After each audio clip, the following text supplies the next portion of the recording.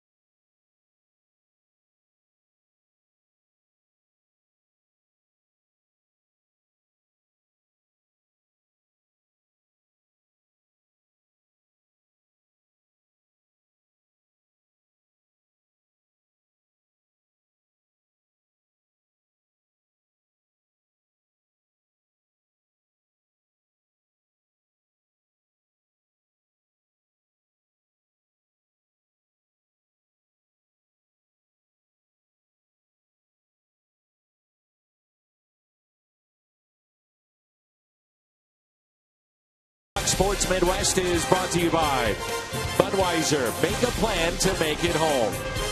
Save big money at Menards on all your home improvement needs. And visit your local Mid-America Chevy dealers for great prices on our all-new 2015 vehicles today. A win in Game 1 for Chicago. They're now 45-37. And 8.5 games back of Mike Matheny's club. Long day here at the ballpark. It continues with game 2. Tommy Pham will lead it off, followed by Carpenter. He'll play second base. Then Peralta, Hayward, Molina, Reynolds, Scruggs, Borges, and Cooney. Dallas Beeler making the start, right-hander for the Chicago Cubs. 6'5", 210 pounds. Great extension, we hear. And is a carbon copy of Roy Halladay. And you can see it in his delivery. I mean, that's what the guys say. Of course, he was 1-5 and 6.33 earned run average. That's not Roy Halladay-like. Cutter right there. Charlie Morton, same type of delivery with the Pittsburgh Pirates.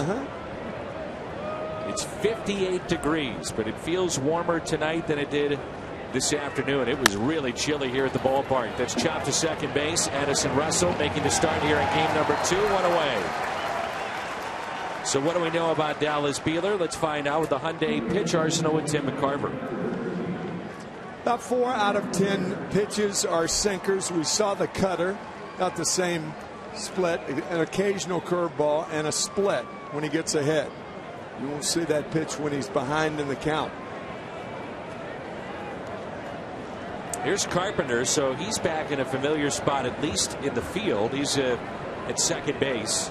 Colton Wong made a tremendous play in game 1, but then it hit the side of his face near the right temple. And Mike Matheny saying that he went through a battery of tests to make sure he didn't have a concussion. He does not, but they're going to hold him out in game number 2 tonight. And what a play it was for the 3rd consecutive game for Colton Wong. Unbelievable. One thing you worry about also is not only the face, but the neck tomorrow. May not be hurting him now, but overnight may give him problems. 1 ball and 2 strikes.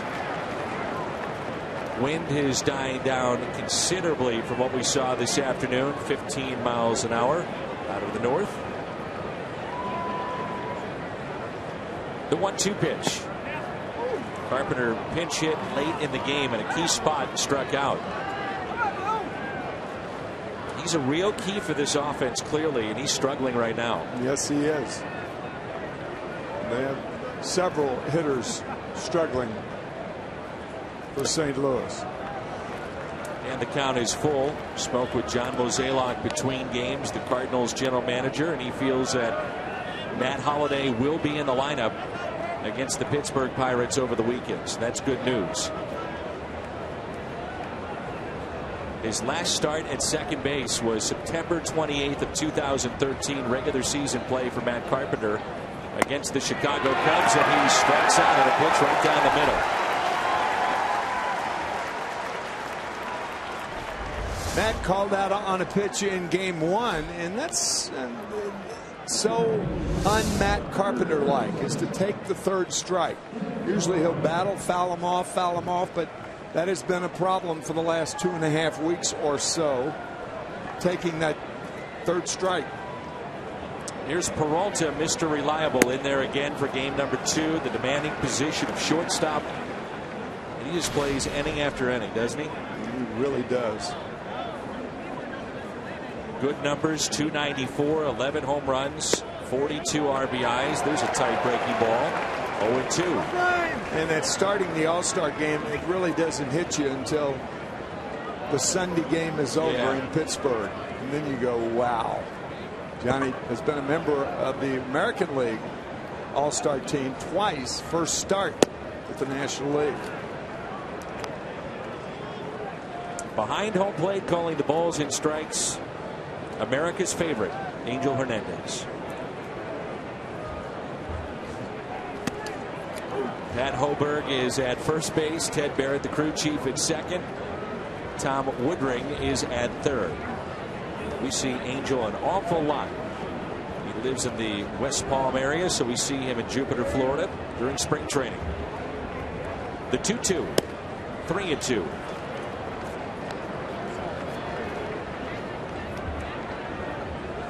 Last year, Peralta, 157 games. He has sat out a couple of ball games here in 2015. Reaches for it, chopped to short, taken by Castro, and a 1-2-3 start for Dallas Beeler. Tim Cooney to the mound. The Cardinals left-hander when we come back.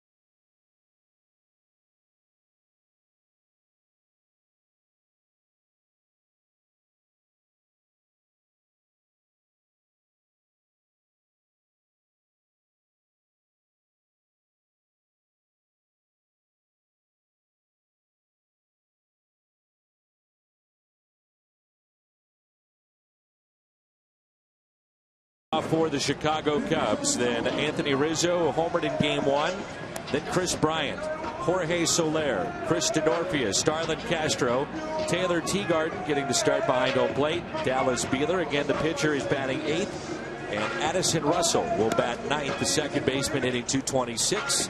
Start number 3 for Tim Cooney this year. Tim Cooney started against the San Diego Padres last Thursday. Had some starts last year for the Cardinals.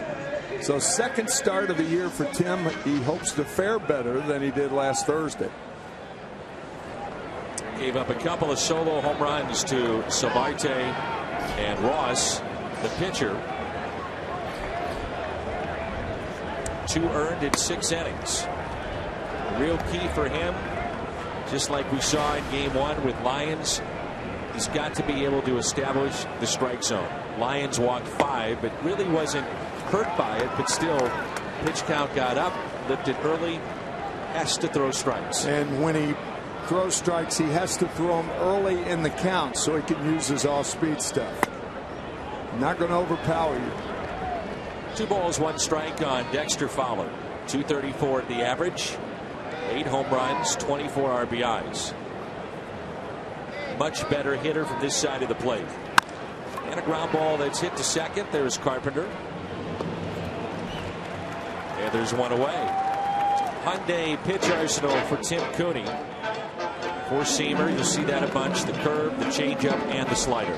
The difference between the major leagues and the minor leagues, in the minor leagues, pitchers can use the fat part of the plate to get ahead. In the major leagues, you can't. You got to use the corners to get ahead. And I think that more than anything else is the reason that some minor league pitchers have problems up here. They're still using that middle of the plate to get ahead, and they don't get ahead with it. Good curveball there. Sure was. That's exactly what Tim Cooney said to me in spring training. He said the difference is if I can't spot my fastball on the corners, the players at this level just crush it. You know, I don't have overpowering stuff. I've got to be able to spot my fastball. If I can do that, everything feeds off of that. One of the reasons major league hitters got to this level is they can hit the middle of the plate fastballs. Rizzo hit by the pitch, number 18 this year for Rizzo.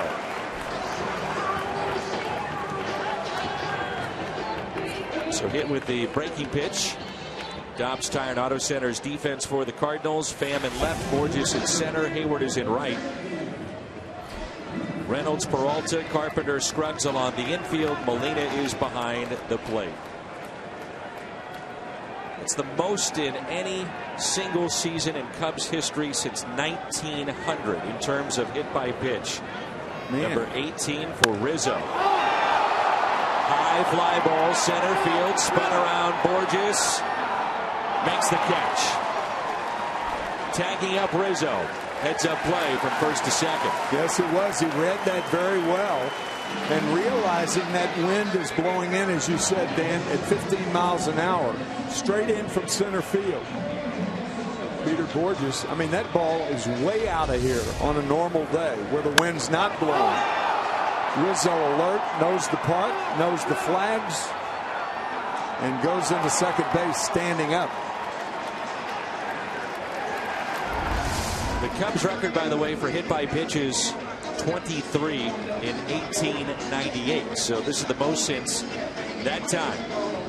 Bill Dolan with 23. And you would have to think that Rizzo will shatter that record. I mean, only half the season thus far. That's right.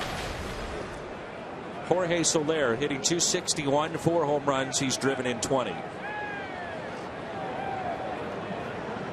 Boy, Bryant hit that as high as he did far. Wind blowing out. That ball is crushed. So 2 outs, man at second base as we play here in the bottom of the first, and there's no score. So one thing that is impressive about Bryant, he has great lift to his swing. Even his foul balls, towering foul balls. Here's the 1-0. 2 balls and no strikes.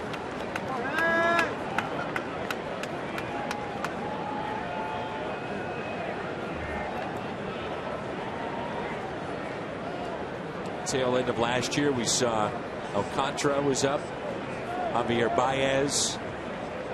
Soler has been the one that has stayed here. The other two have been in the minor leagues. One was injured for a while. We talked about it in game one. It's a 9-year deal. Soler defected from Cuba. Just hearing more and more about the players defecting from there, and another place for Major League Baseball to dip into that talent pool.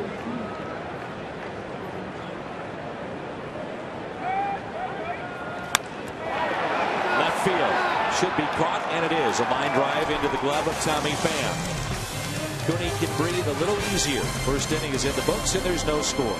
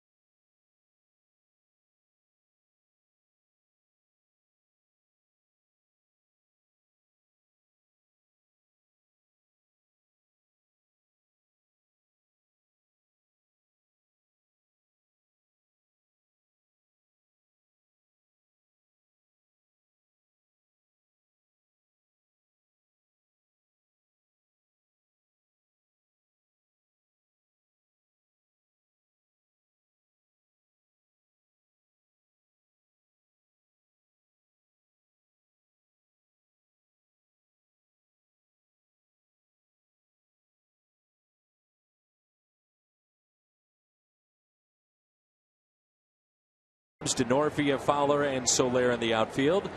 Bryant, Castro, Russell, and Rizzo on the infield. Teagarden is behind the plate. Beeler is on the mound. Jason Hayward, Yadier Molina, Mark Reynolds for St. Louis. There's a 1-2-3 first. Hayward a couple of hits in game one. Well, Tim McCarver during the break between innings. A look back at one of the great broadcasters in Cardinals history, Cubs history, Harry Carey. And I can only imagine what it was like to be a player in St. Louis in his heyday, like you were.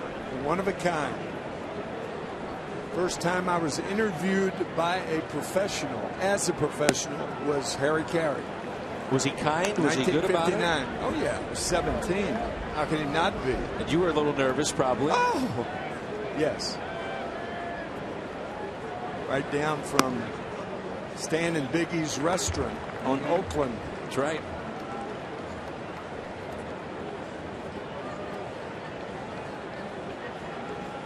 A 3-1 pitch to Hayward. Ripped to the right side, and a base hit for the Cardinals.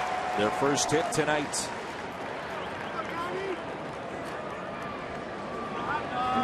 Jason Hayward has made massive improvement this year. And here's a guy who was hitting .211 on May 3rd. Now hovering around that .280 mark. What are you seeing with him? I don't know. I know he's more aggressive. He's laying off the inside pitch. He laid off one from Beeler. Earlier he was being jammed a lot. Seems to be going to left field with that outside pitch. Molina with a fly ball that is center for out number one. I want you to take a look at it if we can remember next time he comes up. I thought over the weekend he was set up further from the plate than where he was at the beginning of the year. He was always jammed, it looked like, in the beginning of the year, and it looked like to me over the weekend it was further back from the plate. He's a little more selective, and when you're more confident, you're more selective. Mark Reynolds with a 2-run home run late in the Cardinals' 7-4 loss in Game 1. Gives him now 6 on the year. He's driven in 29, and he's batting .225. Made a couple of really nice plays defensively at third.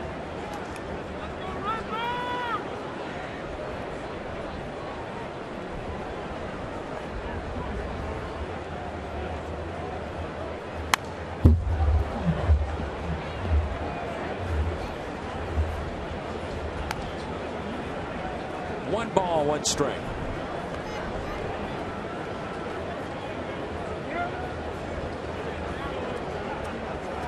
We'll have a night game tomorrow for Game 4, then head to Pittsburgh, first of 4 coming up on Thursday night on PNC Park. The 1-1 pitch, 1-2. That's a pitch designed to be away. It hung up inside to Mark Reynolds. He thought it was inside. It's kind of an illusion, really. You see that slider and it backs up and it fools you.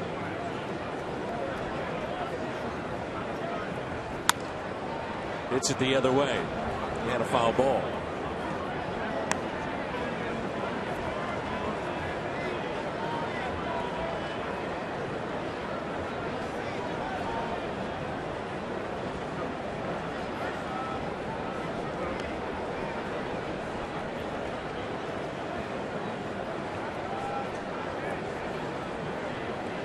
Here's a 1-2 pitch. They wanted low and away, and that's where most in the league have been getting Mark Reynolds out. Tell you what's impressive is Jorge Soler's positioning in right field. You led to that in the first game, saying that he plays a shallow right field, and he does. Wind blowing in. Strikeout of Reynolds. Second strikeout for Dallas Beeler. One of the most popular nights at Busch Stadium is coming up, and that's Mizzou night at Busch Stadium. July 17th against the Mets. Cardinals.com/theme. Get a Mizzou cap. Wear your black and gold. July 17th.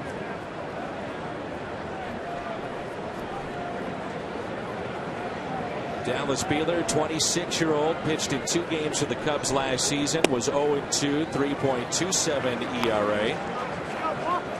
As Tim mentioned, and it's worth repeating, 13 starts in the minor leagues, a record of 1-5 this year. And an earned run average close to 650.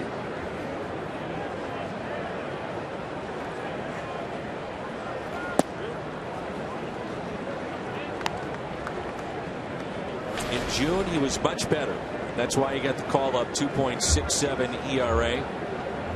Cubs felt he was starting to feel it a little bit, going in the right direction, so ride the hot hand, bring him up to the big leagues for this start. Game 2 of the doubleheader. John Mozeliak also indicated to us that they're not sure who will start on Sunday night in Pittsburgh, the Sunday night game. So it could be, depending on what happens in this game, Tim Cooney, or you go back to Game 1 starter, Tyler Lyons. 1-2 pitch, and that swung on and missed, and a strikeout of Scruggs. 2 in the inning, back-to-back 3 tonight for Dallas Beeler.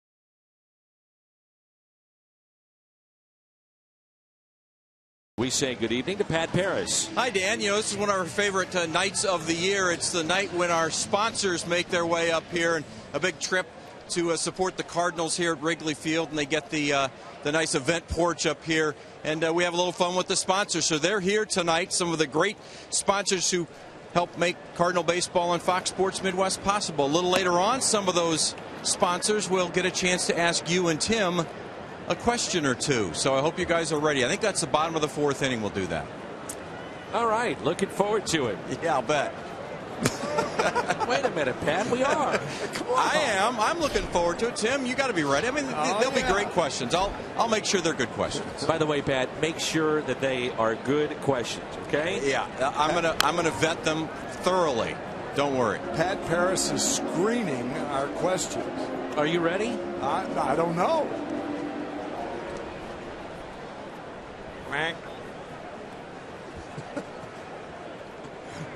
There was ever time for an Affleck trivia question, it was now.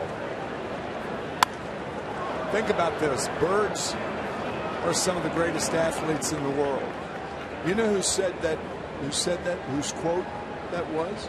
Wilbur Wright. Well, you're reading a book about the Wright finished brothers. it. Yes, I finished it. Wilbur Wright studied birds and the flight of birds, and that led to the invention of the airplane.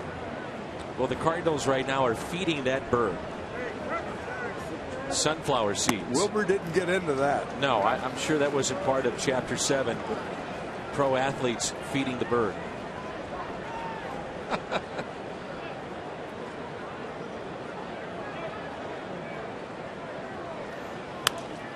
Reaching for it, Denorfia, and a fly ball into shallow right. There's Hayward, and he puts it away. Carlos Martinez trying to curry favor even with the bird to get more votes online.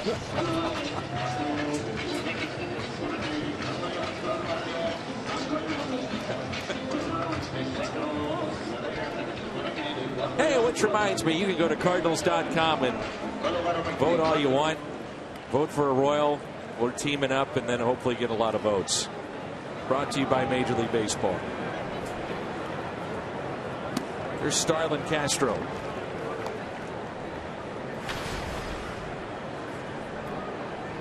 Starlin is a three-time All-Star, batting .250, 5 home runs, 36 RBIs, and a fly ball into center. Here comes Peter Borges. Toyota keys to the game. Tim has been thinking about this since the final out of Game 1. I have. Toyota keys tonight, it's pretty simple. Bounce back for the Redbirds. Redbird rebound. Alliteration. Well, takes a lot of time for that. Redbird rebound. Got it. It's the key to the game. Taylor Teagarden is the backup catcher. David Ross is on the 7-day DL with a concussion, and those symptoms to follow that. So he sits. Teagarden, part of the doubleheader. Montero started Game 1. Here's a 1-0 pitch. A couple of years ago, David Ross on the disabled list twice for the Boston Red Sox. One a 7-day concussion and then a longer stint for about a month and a half. That's scary stuff. It really is. Now the doctors and the trainers know more and more about the concussions. A 1-2-3 inning for Tim Cooney. Cardinals.com/vote.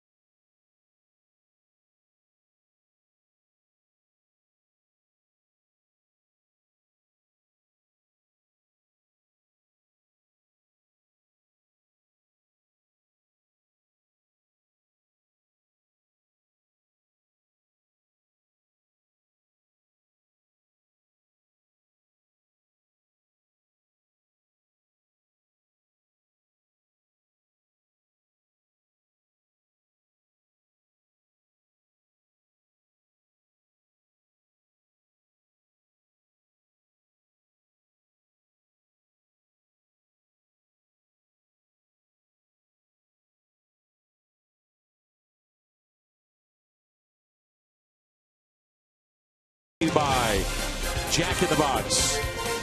And if the Cards throw 9 strikeouts, get a free monster taco with any purchase tomorrow at Jack in the Box. I guess that is the second tallest building in Chicago now, the John Hancock building, second to the Sears building. Gene Oliver, the ex-Cardinal and ex-Cub back in 1969, said if the Mets catch this team, I will jump off the John Hancock building. Well, the Mets won it by 9 that year. Ollie did not jump off the building. No, of course not. An exaggeration. But I got it. Yeah. Peter Borges at the plate. 1 ball, 1 strike. A start in center field tonight. You don't know what that season, if the Cubs win the pennant that year, you don't know what that might have done in the next decade. But that stripped them of all their confidence, and the Mets came on. The Mets ended up winning in 1973. Big Red Machine took over in the National League, and the Lumber Company in Pittsburgh. Let me throw this at you. What does the decade of the 70s look like with Carlton and Royce in St. Louis? Oh my gosh. There's some good teams there that get overlooked because they did win the division, but good teams. Jerry Royce for Scipio Spinks, Steve Carlton for Rick Wise within a year. We were talking about Carlton in game 1, and certainly a unique individual, but also unique training for his arm and one of the great sliders of baseball history. Steve Carlton did what conventional thinkers in baseball thought you couldn't do, and that was to lift weights and to build muscles. He was the strongest man, and maybe still is, from the fingertips to the elbow of anybody I've ever met. Never had shoulder problems. Right. I beg your pardon, never had elbow problems. He did have shoulder problems. Went to a chiropractor in St. Louis to manage that as Borges goes down on a good fastball from Belis. I mean, you shake his hand. Now he's left-handed, obviously, but even when you shake his hand, so strong and big. He's still put together. He really is. He was ahead of his time. Yeah. And what was he doing, Tim, as you're going to look at Tim Cooney, but what was he doing with the rice in the buckets? Oh, yeah. I've heard you and Ricky talking about it. Some of the Cardinals adopted that. Right. Ricky Horton won back in the middle 80s. That stick his hand down in a bucket of rice and then make 10 revolutions with his hand. Cooney puts the ball in play.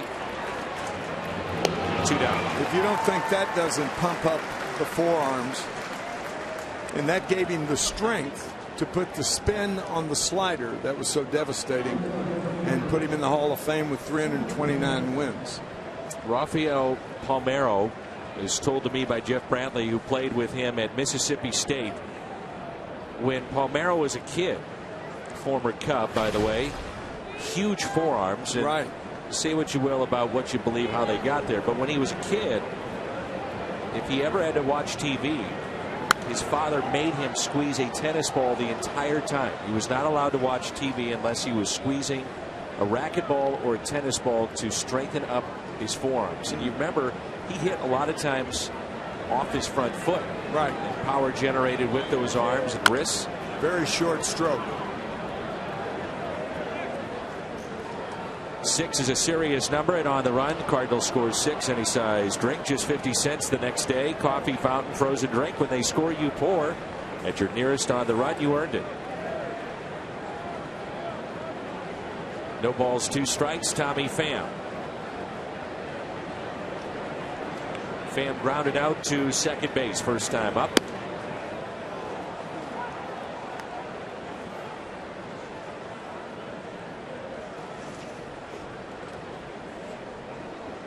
Michael Wacha will go tomorrow. 24-year-old. Ooh, a low strike against Pham. Beeler, first time through the lineup, struck out 4, 5 total.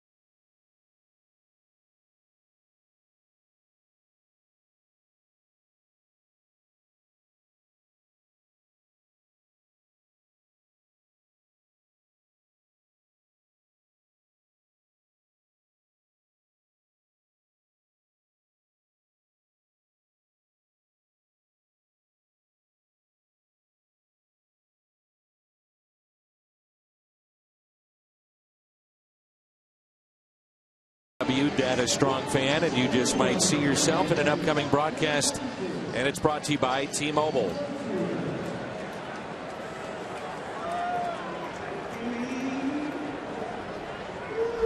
Dallas Beeler will be the hitter. Tim, we have a longtime employee of the St. Louis Cardinals, Tony Simikaitis, who lost his dad over the weekend. And the family had a get-together, as a matter of fact.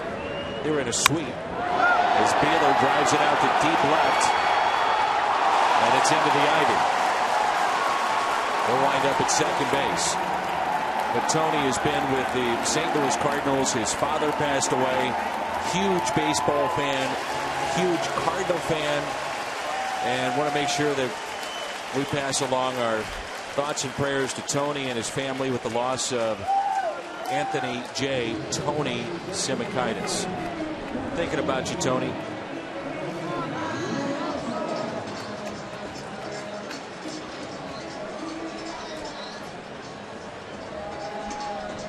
First base hit in the big leagues for Dallas Beeler. His second, excuse me, number 2. Well, you know what then? His first of the night. Yeah, but not the first of the night for a Cub pitcher. Jake Arrieta with 2, and last night,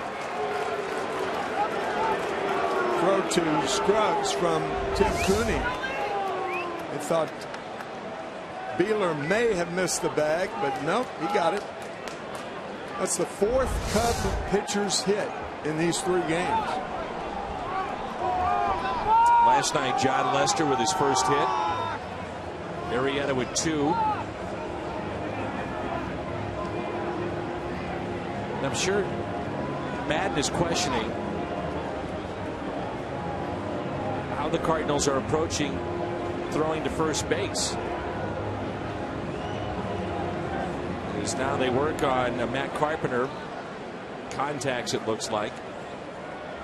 I wonder if he stepped off the rubber before he threw to first, which he has to do, because if you're on the rubber, you can't throw to an unoccupied base. And I think that's exactly what he is saying.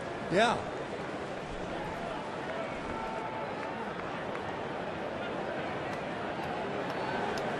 Here's Addison Russell following the double by Dallas Beeler. I've never seen that argument. Have you? No. Nope. But it's a very shrewd argument by Joe Madden.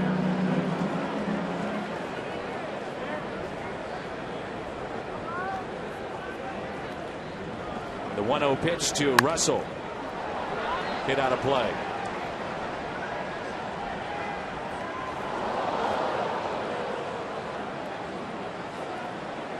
Neither team coming into this series was swinging the bat well at all. That includes Addison Russell, who's been in a little bit of a funk coming into this series with the Cardinals. Did not play in game 1.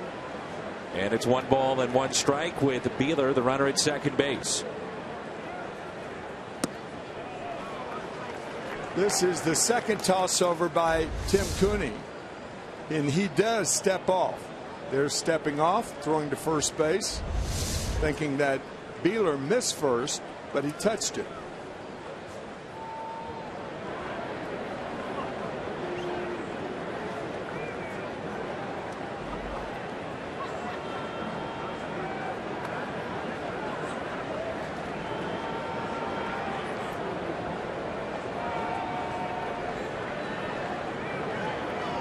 The 2-1 pitch. Popped up. Foul territory. Hayward taking charge. Makes the catch near the line.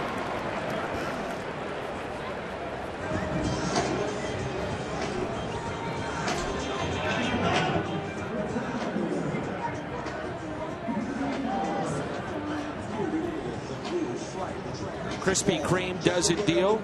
Cardinals get 9 hits tonight. You're invited into Krispy Kreme tomorrow. Receive a dozen of their original glazed donuts for only $3.99. Stop by one of the 4 St. Louis area Krispy Kreme locations for this sensational deal. Here's Fowler. It's a big out, as Russell is not able to advance the runner from second to third nor bring him in.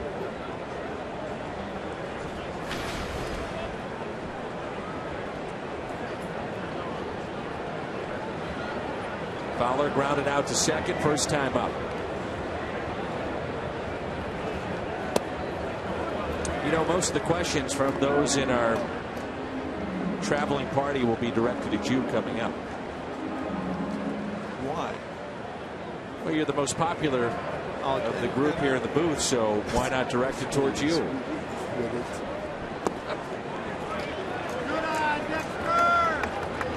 It just puts so much unusual pressure on. You know, one of the folks that has traveled with this party is a Hall of Famer. His name's Bernie Federko, played for the St. Louis Blues. He may ask you a question about the Blues. I'm a hockey fan, but I don't know a lot about hockey. I can't say that I do. I know some of the great names in hockey: Bobby Orr, Brett Hull, Bobby Hull, the Hull family. Mrs. Hull. The Ants. Cooney has the runner held up between second and third. That's Beeler. Will be tagged out. Fowler winds up at second base with 2 down. How many times do you see a very adept pitcher getting a rundown where he allows the runner to advance to second base? Not too often. I'll answer that for you. But Beeler did a very good job. Rhetorical question and all.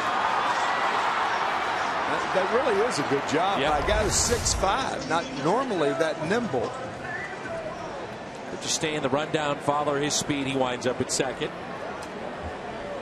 Right now, Tim is digging through the Blues encyclopedia, getting ready for Bernie Federko. Here's Anthony Rizzo. And to remind Bernie, there he is with Bernadette on the right. But Bernie had to remind him the playoffs are over. He now is allowed to shave.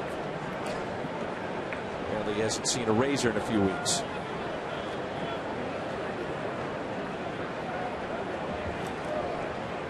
Anthony Rizzo, 63 at bats this year against lefties. Hit by pitch 7 times. 7 strikeouts. How about that?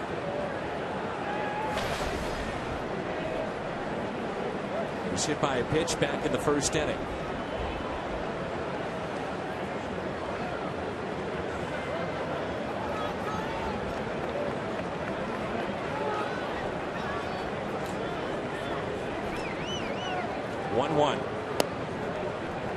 You know, Tim, we talked about it prior to game 1 and the new video boards here at the ballpark, and after the game earlier today on the Cubs side, they were talking about they couldn't believe that Rizzo's home run got out of here, because they believe, the players do, that this has changed dramatically how the ball flies out of the ballpark. Now again, wind was blowing in, but they do believe that the new scoreboards are definitely a factor, and it changes the flight of balls leaving Wrigley Field. We were questioning that last night, especially the video board in left center field. And it certainly appeared that the ball was not traveling like it used to without it. 3-2 on Rizzo. Cooney taking a page from Tyler Lyons in pitching to Rizzo, throwing a 3-1 breaking ball. Lyons did that and then came back with another one to strike out Rizzo his first time up in game 1. Curveball lifted into center. Backing up, Peter Borges, and makes the play.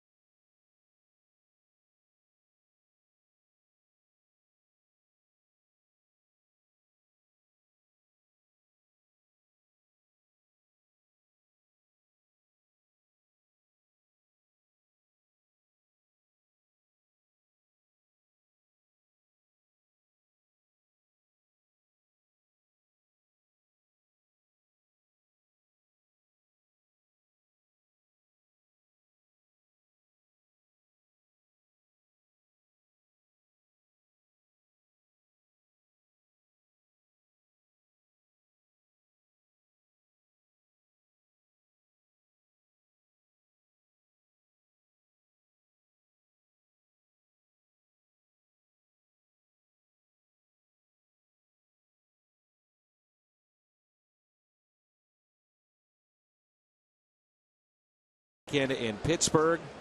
And so he will start the All-Star game for the Cardinals. Johnny Peralta, his third selection. And the other starters for the All-Star game. Cincinnati, July 14th. And you can see that game on Fox. You know what's odd during the All-Star game? The clubhouse. And you see the pecking order of the different players. Outfielders talk to outfielders. Infielders talk to infielders. Catchers are really the loneliest position from that standpoint.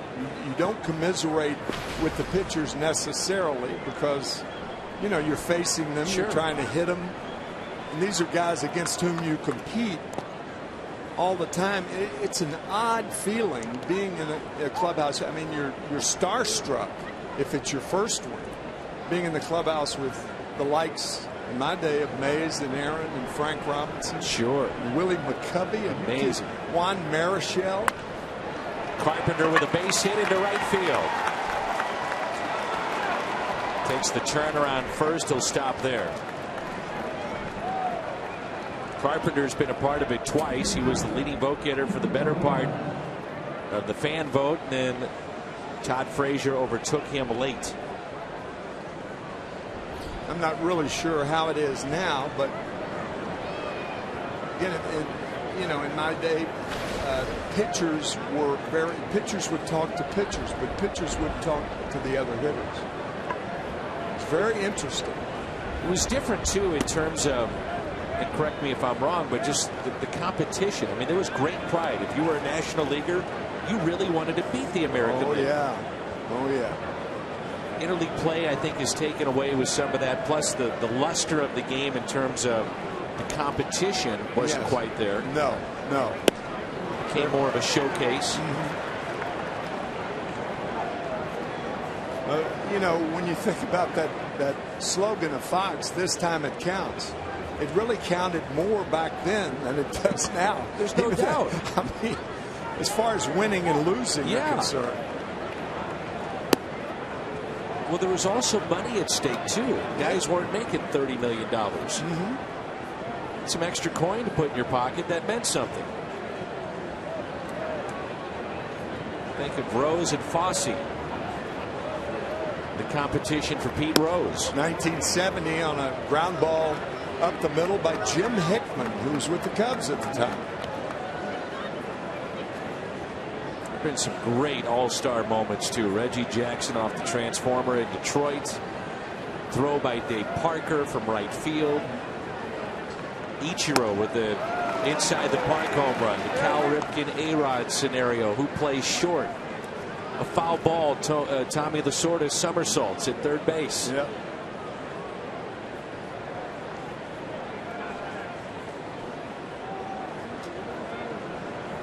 Three and two the count here on Johnny Peralta. Short lead at first by Carpenter.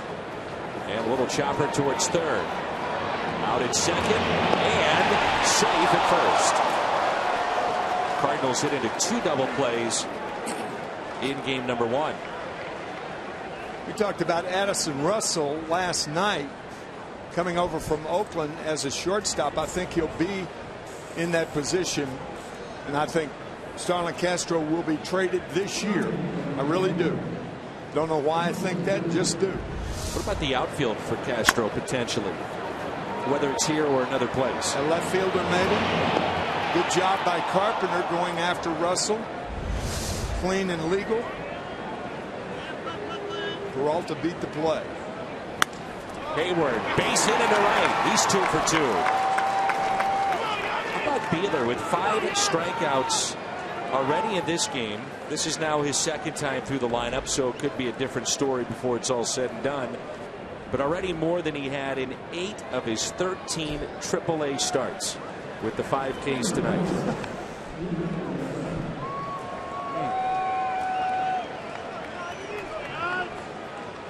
Cardinals with 3 base hits, 2 in this inning, and 2 tonight from the bat of Jason Hayward.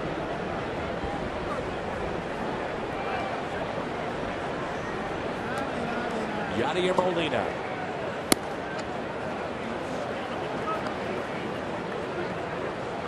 Is it now, Tim, just a question of longevity for Molina when you talk about potential of Cooperstown for him?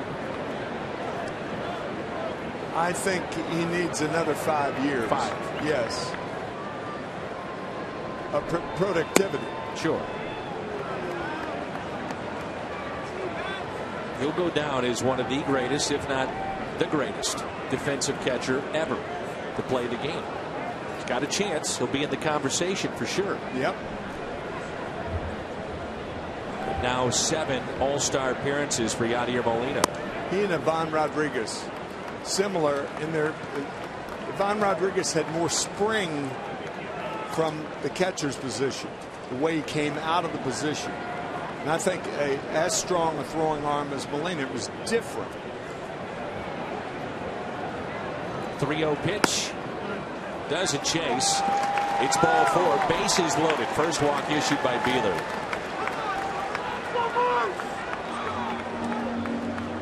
BJC Healthcare difference maker. A look from last year to this year, and the starters ERA of the Chicago Cubs much improved. The Cardinals a remarkable 2.77 ERA, but the Cubs a big jump from 24th to 6th.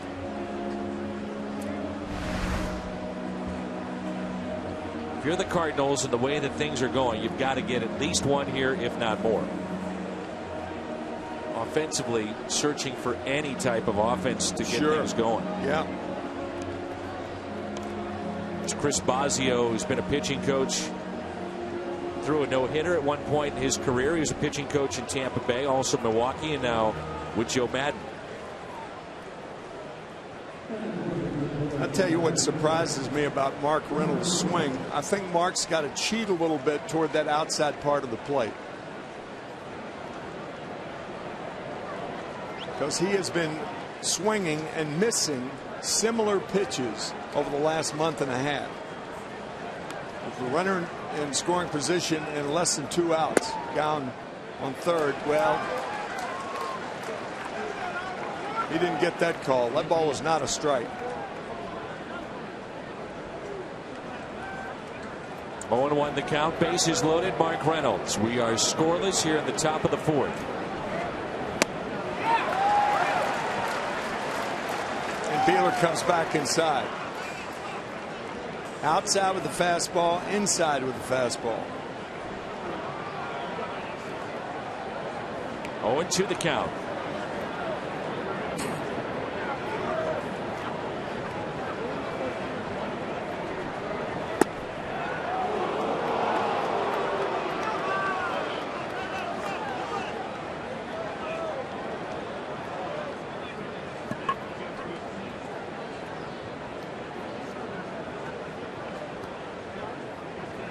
One-two pitch. Again going outside. Earlier this year at Busch Stadium, our AT&T U-verse rewind. Bases loaded. Mark Reynolds with a grand slam off of Travis Wood. Cardinals fell behind early on in that game by a lot. Came back and won it.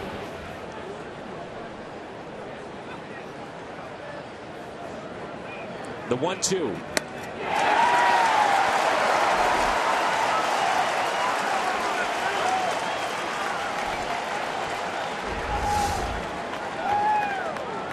Back inside. Fastball off the plate inside after going away with 3 of the first 4 pitches. Cardinals need a 2-out hit from Xavier Scruggs, hitting .400. Small sample size with runners in scoring position. Picked up a base hit late in game 1. First pitch, a strike.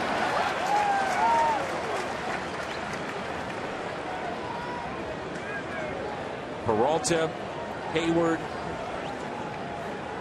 Molina, all aboard for St. Louis.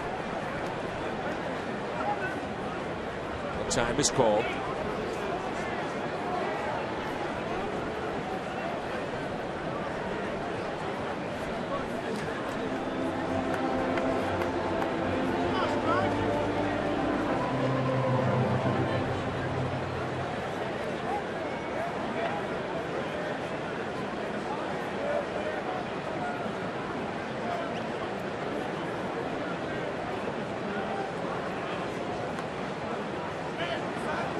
0-1. 1 ball, 1 strike on Scruggs.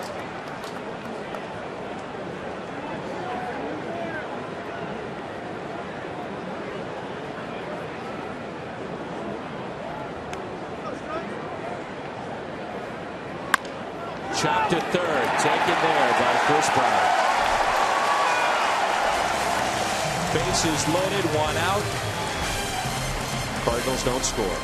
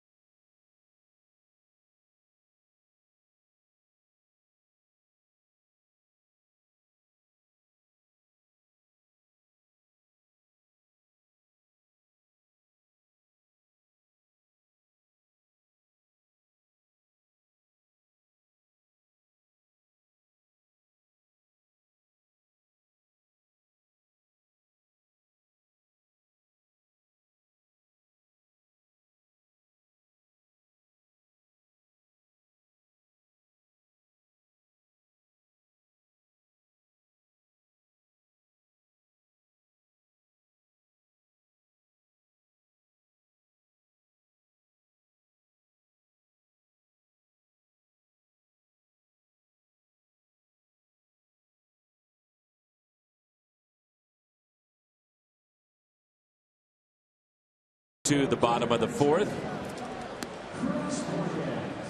Chris Bryant will lead it off. And let's check in with Pat Paris. Pat, what do you have? You guys have been waiting for this all day long. I know it's our sponsor trip, annual trip up here to Wrigley Field, and some of our great sponsors are with us, like Jamie Offenberg from Offenberg Auto Mall. And Jamie's going to ask the first question of the night. It's Ask the Booth. Jamie, what do you got? My question is for Tim McCarver, and I guess over a number of years I've come to Wrigley Field and always thought of this place as a park where the outcome can change in a hurry. I wonder if Tim can remember a game that he played in where it looked hopeless but turned around and pulled out a great win. All right, Tim, there's your question. Tim is thinking about it thanks to Chris Bryant. No, I'm giving Jason Hayward a chance to track it down. Well, Tim, that thing's 15 rows deep. Now get with it and let's go. There were 2 games, one in 1976. I was a member of the Philadelphia Phillies. We were trailing 13-2 in the 6th inning with 1 out and nobody on. We ended up winning the game 18-16 when Mike Schmidt hit 4 home runs, 1 against Paul Russell's brother. Paul Russell's brother, Rick. And then Paul gave up the 4th home run. So 4 home runs, the first against one brother, the 4th against the other. The other game was May 15th, 1979, and the Philadelphia Phillies again. How do you remember these dates? I just remember. You don't forget. You're telling me. I'm trying to think about it, and I think about it, and then you ask me how I remember it. Now get back to it. 23-22, won by the Phillies. At the end of 1, the score was 7-6 Cubs. After 1. After 1 inning. And Jamie, also, the starting pitcher for the Phillies homered in the top of the first, and in the bottom of the first, the opposing pitcher, a relief pitcher named Donnie Moore, hit a triple. So there was a home run and a triple by opposing pitchers in the first inning. Wow. How many times does that happen? Only Wrigley. So there you go, Jamie. I hope I answered that for you. Now do we go back to Pat? Okay. Are you ready for another? 3-2 on Chris Bryant. Bring it, Pat. Chuck Wallace from Bommarito Automotive Group, one of our tremendous sponsors here on Fox Sports Midwest, joins us now. And Jamie, as we see the ground ball to Mark Reynolds, who retires the batter, your question for the booth. Tim, my question is, we heard today that the older players had the rookies get in full dress and walk from the hotel to the Starbucks to get coffee. What did you guys do when you were playing as far as hazing goes, or what kind of good practical jokes that you can remember? Well, that's timely, guys. I mean, that's right out of the headlines of today, or at least the Twitter world. Well, I would like to have a juicy story for you, but I don't. There was no hazing in my day.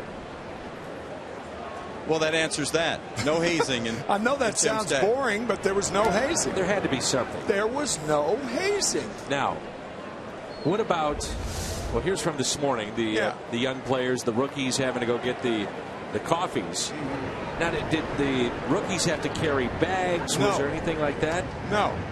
Huh. I mean, we were made to feel like rookies, believe me.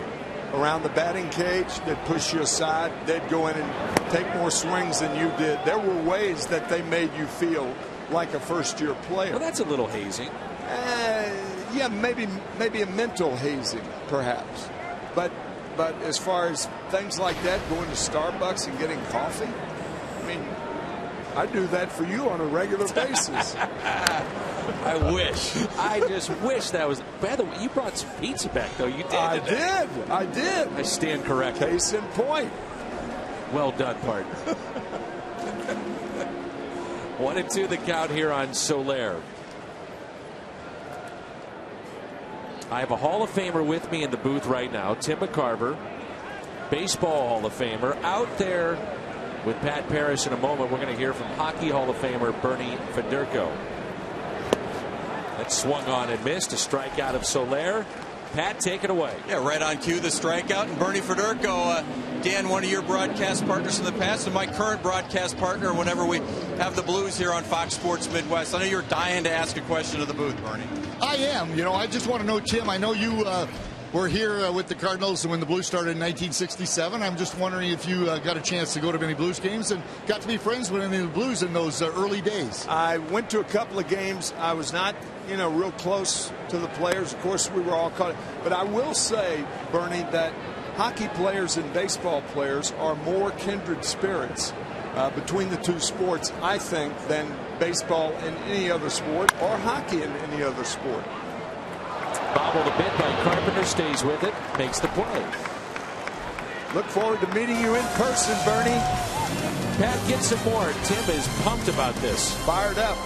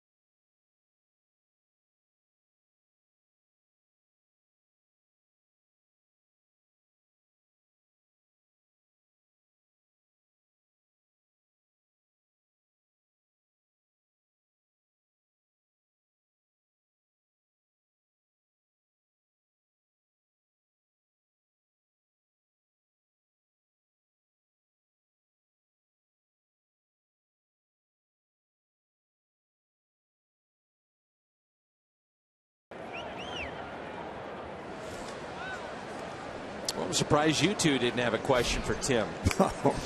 Gorgeous, beautiful bunt, but just foul.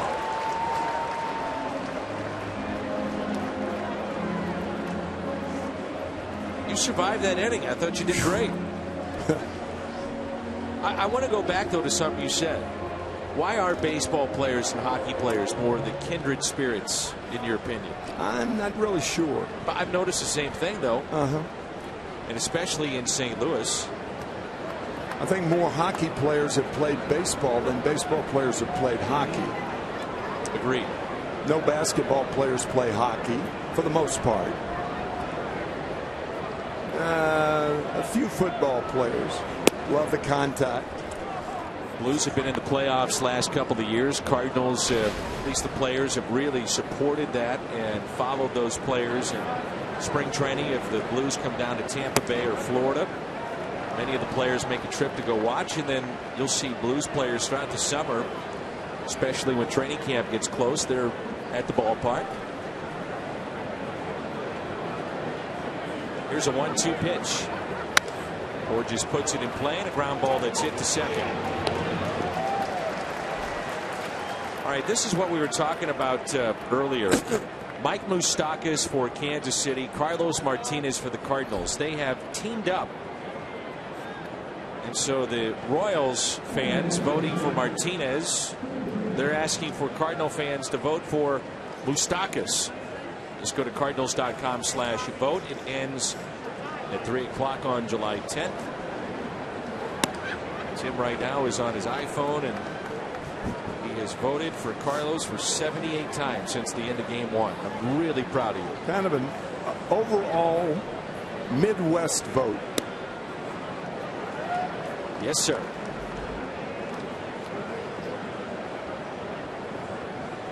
Cooney has grounded out to third. And the 1-1 is a good breaking ball that fooled home plate umpire Angel Hernandez. 2-1 the count. Hockey players make the best golfers. Oh, Slap yeah. shot is like a golf swing, from what I've heard. They could smoke it. Oh, man.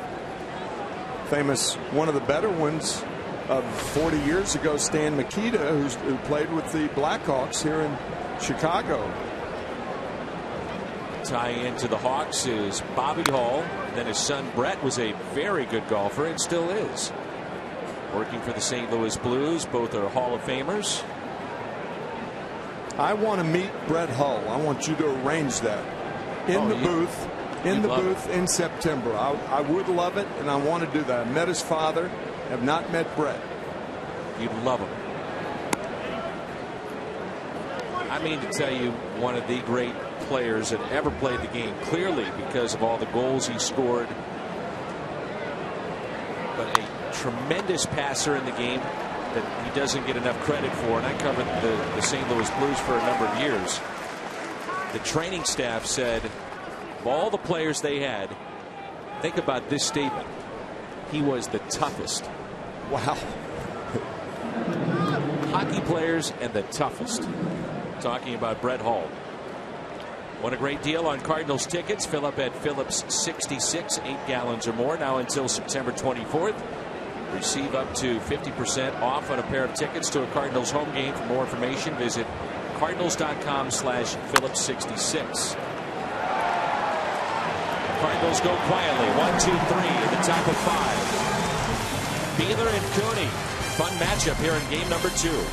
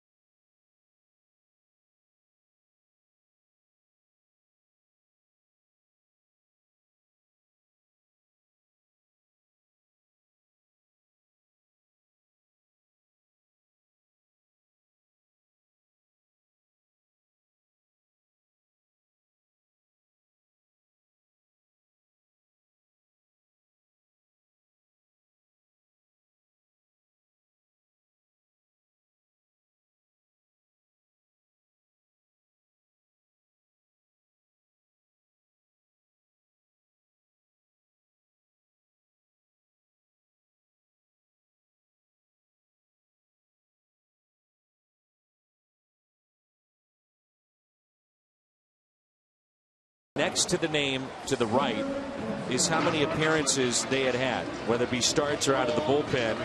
And then that's combined. So you see Bridges and Ricketts, the 2, the 3, 5 combined games coming into a doubleheader. And that's what we have here tonight with Lyons with 28 appearances or starts combined, and Cooney with 2, so 30. Get an idea, it's inexperience in this doubleheader. That is Dick Ricketts, who was Dave Ricketts' brother, older brother. They both starred at Duquesne in basketball. Dick was the taller of the two, and Dave Ricketts went on to be one of the great instructors in the history of the Cardinals. George Kissel, Dave Ricketts. This goes on and on. Some of the great instructors over the years, as Starlin Castro lines it foul.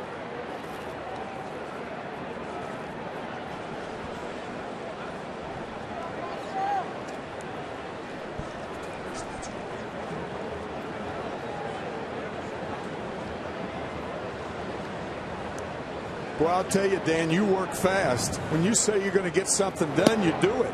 You wanted to talk to Bernie? Here he is. I did. I mean, it's magic. He's a magic man, Dan McLaughlin. You really bet he is, Tim. He really is. Well, why did you take one of the sponsors' questions when you could have just come over here and asked the question? I only do what I'm told. Jack Donovan came to me and said, you need a question for Tim, and I did. So I don't know if it made any sense, Tim, but I know you were here in the early years. Bernie was a lot of fun. I'll tell you, I do remember the Blues coming to St. Louis in 1967, and that was such a big year for us because we went on to beat the Red Sox in the World Series. Exactly, and we're still looking for that first series that we can win. The Stanley Cup, I know the people at home are anxiously waiting, and I know that Doug Armstrong and the ownership group are working very hard in St. Louis to copy what the Cardinals have been doing, winning all these championships. I know the Stanley Cup is on their minds, and hopefully it's going to be here sooner than later. Hey, did you forget your razor? What's the deal?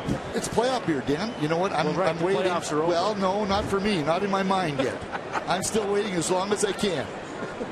And actually, my wife thinks it looks pretty cute, so I'm not sure if that's true. Keep it. All right. Good to see you, Bernie. Dan, it's always a pleasure. It's I've never been up here at Wrigley Field up this high, and this is pretty impressive. Game looks easy from up here, doesn't it, Tim? It really does. That's the one thing I think in all the sports, it always looks a lot easier. It really does.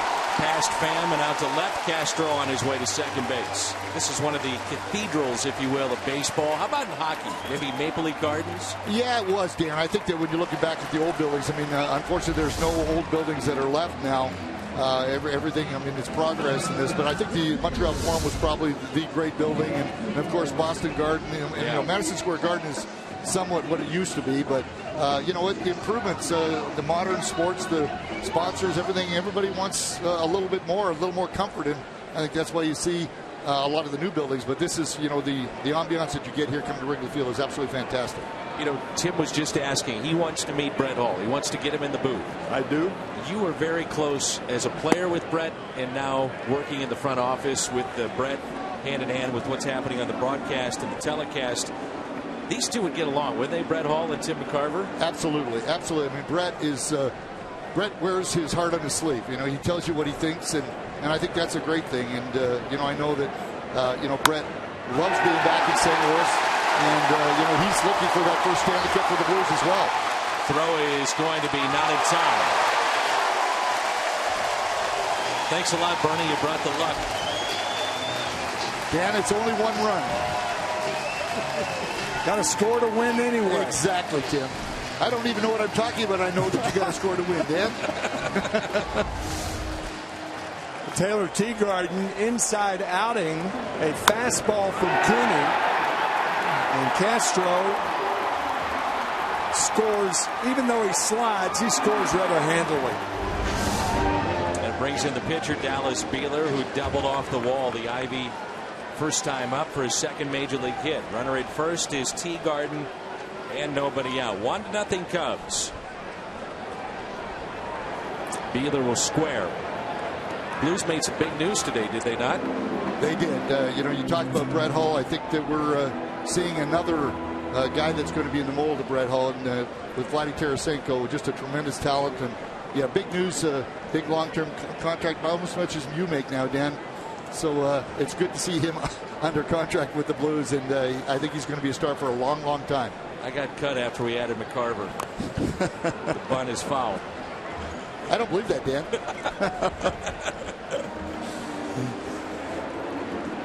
No balls in 1 strike on Dallas Beeler. We were talking, too, about how hockey players seem to gravitate towards baseball and vice versa. That's really true, isn't it? Yeah, it really is. You know, I know that a lot of the Blues players right now are very, very close with a lot of the Cardinals. I know that they go to watch each other's games. You know, again, especially with social media, they're able to really stay in touch so much more than what we were able to when we played. Kevin Segrist, a fanatical Buffalo Sabre fan coming up, and I think he's leaning now toward the Blues. I would say that's a good move because I think the Blues are a lot better team than the Buffalo Sabres, although the Buffalo Sabres are going to get better very quickly with we're able to draft and some of the signings that they've made. Well, we got to make sure if we bring Brett to the booth, we can't let Segrist get around him, because Brett scored the game-winning goal for the Dallas Stars in, what was it, Game 6, 7? Game 6. Yeah. Game 6 in Buffalo, and that was 1999, and a goal that by the rules wasn't supposed to count. Wasn't supposed to count, though, by the rules at the time. Right. Here's an 0-2 pitch. Breaking ball taken low.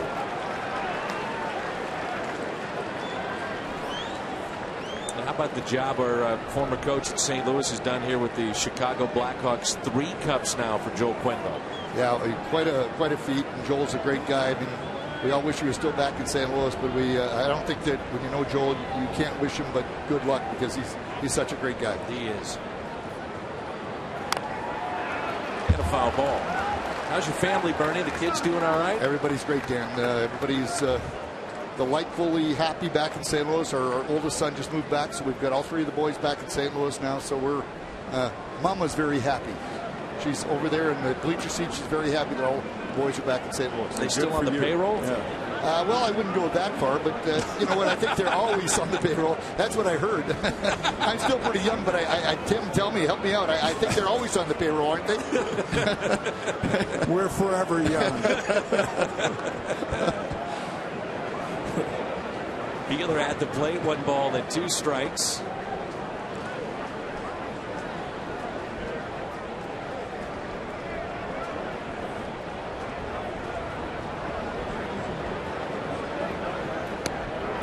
Strikeout. Second tonight for Tim Cody. What's on tap, presented by Budweiser. Back at it again tomorrow here from Wrigley Field in Chicago. Michael Wacha against Hamill. Good matchup. Wacha, the All-Star, 10-3. Budweiser, what's on tap? They'll come your way at 6:30. Were you surprised, Bernie, with the trade of T.J. Oshie to Washington? First time our fans have had a chance to hear from you. No, I really don't. I wasn't surprised. I mean, you know, unfortunately, you know, when things don't work out, the Blues were very disappointed. They had to change something, and you know, unfortunately, you know what? It's the nature of the business now. You don't know who's going to go, or you know what the general manager is looking for. But obviously, Doug Armstrong felt that this was a move that was going to improve the team. It did change the the dynamics of the hockey club, and you know, I think everybody says they wish T.J. Oshie a lot of luck going to Washington, but they're hoping that you know, Brouwer is going to be a difference maker here, especially when the Blues are in the playoffs. And a fly ball lifted out to left, slipping just a bit. Tommy Pham, and recovers to make the play. Now, Tim, on your television show, give me a hockey player that you had the chance to sit down and visit with, and I guarantee Bernie Federko's had the chance to visit with them many, many times. I'll tell you, a very close friend is Eddie Westfall, who used to do the Islander games back in the late 70s and early 80s, and I had a chance to meet Eddie when I was doing Met games back in '83. What a great guy he is. What a player, too, right? Absolutely. With Bobby Orr. Absolutely. I mean, those the old pros, I mean, they, you know, we talk about the new wave of players now, but those old players were the grittiest of all time. I mean, go back to not wearing helmets and getting beat up and doing all the things. It was crazy. I mean, the game has always been fast. It's a lot faster now than it was back then, but the grit that they played. And I mean, when guys got hurt, they played through it because they were afraid that someone was going to take their job if they got out of the lineup. So, but every one of those old guys like Eddie Westfall, all the older guys that I broke into the league with all these older guys, and I admired them all. And I mean, it's that respect that you've always had from the time that you're a youngster in the league. Concussions a major problem in football, concussions in baseball, and I would imagine the same in hockey too. Yeah, there's been a lot of issues with concussions. I mean, Chris Pronger, congratulations to Chris going into the Hall of Fame in November. But he again a great career that was cut short because of a concussion. But again, it's a quick sport, it's a fast sport, it's a physical sport, and you're going to get those concussions. And unfortunately, hopefully they can find a way, whether with better helmets or some safety issue that we can get them stopping for especially for the young kids that are playing the sport now. Sure. Will you go to Toronto to see Prongs inducted? Probably, Dan. We kind of pick and choose when we go. We get invited every year, but we kind of pick and choose when it's somebody that we really know that we get to go and watch him go in. And I think that Bernadette and I will probably venture to Toronto to see. That's great. Let's do a speech. That's the most important part. Sit there and grin at him when he has to go through all that. You were a wreck. I was a wreck. I was a. You know that. You were with me there. That. Yeah, it was. It's you only have one time in your life to get in front of a group of people that really meant so much to you in your career, and you only get one chance to thank them. And you nailed it. Yeah, well, it was I look back, it was just a phenomenal moment in my life, and I know that Chris will be very, very prepared for his speech when it comes his time. 2-2 pitch to Fowler. Short lead at first, and the check swing. Tim was asking about Bobby Hall. You had the chance to meet Bobby? I interviewed Bobby. That's what I thought. Mm-hmm. What a great man. I mean, Bobby is still around. I mean, I saw him on TV when the Hawks won the Cup, and I was actually back in Saskatoon a week and a half ago with Dennis Hull was there. I had a nice time with Dennis. And I'm sure you've spent some time with Dennis too as well. He's hilarious. He is absolutely hilarious. He was the guest speaker at a dinner that I was with there. And but again, Bobby is still. You walk into Chicago here, it's incredible. Bobby Hull is everything here in Chicago still, which is pretty phenomenal. Great to see you. Always a pleasure, Dan. Thank you so much. And Tim, what a pleasure to meet you. Thank you very much. Love your work. Enjoy everything you've done. And glad you're here in our broadcast booth. Thank you so much. What a treat for me. The Hall of Famers, Tim McCarver, Bernie Federko. We head to the sixth.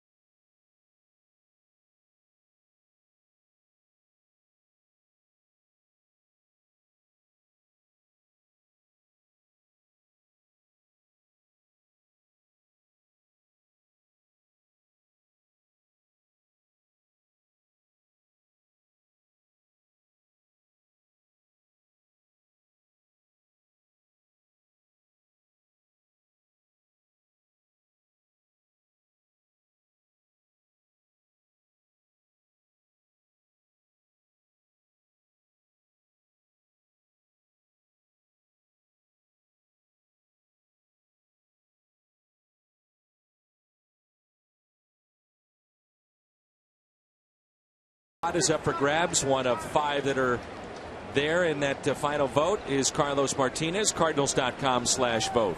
Many thanks to Bernie Federko for stopping by. That was a lot of fun. I'm telling you, Tim, you don't find many better than that man. Obviously, great player. He's in the Hall of Fame. Better person. What an impression he made. First impressions last. What a first impression for me. There's certain people that you remember how they treat fans. just treat people in general. You don't find many better than Bernie Federico. He's loved by the fan base in St. Louis and always signs autographs, always takes pictures, has time to shake hands. And you know where he said he got that from? It was his parents, but he said he used to watch Stan the Man go about his business. He said, I used to watch that man do it in this town. Certainly I can do that as a hockey player in this town. Pretty good man to emulate. You got it. 3-1 to count.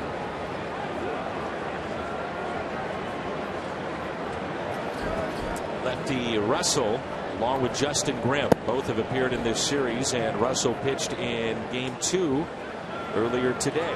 First game of the doubleheader. As Carpenter draws the walk. Tying run is on here in the top of the 6th. Time for the DirecTV standings in the National League Central Division. Cardinals the start of play tonight with a 6-game lead over Pittsburgh, 8.5-game lead over Chicago after the loss earlier today. Cincinnati 16, Milwaukee 19. What do the Brewers do? I mean, that's got to be a team that a couple of really nice chips that if you wanted to rebuild, you. Adam Lane's one of them. Absolutely. There's a broken bat. Maybe Aramis Ramirez. I know you really like him. He is a run producer. Always has been. Started with Pittsburgh and then the Cubs and now with the Brewers. But you know what? He's retiring at the end of the year. Yeah. So that's anybody who trades for him. It's going to be tough to trade for Ramirez. Carlos Gomez. I don't think so. Gene Segura, Mets need I like a shortstop. Adam Lane. Adam Lane.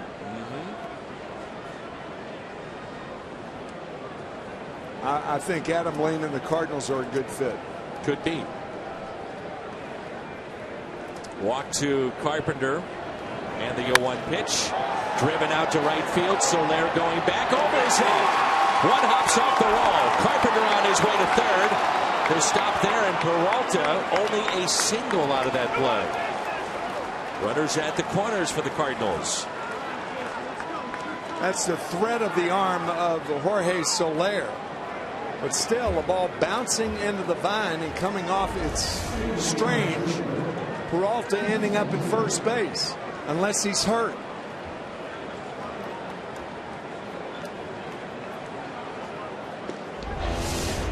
So runners at first and third. Russell is loose and ready to come into the ball game and face Hayward if they go that direction.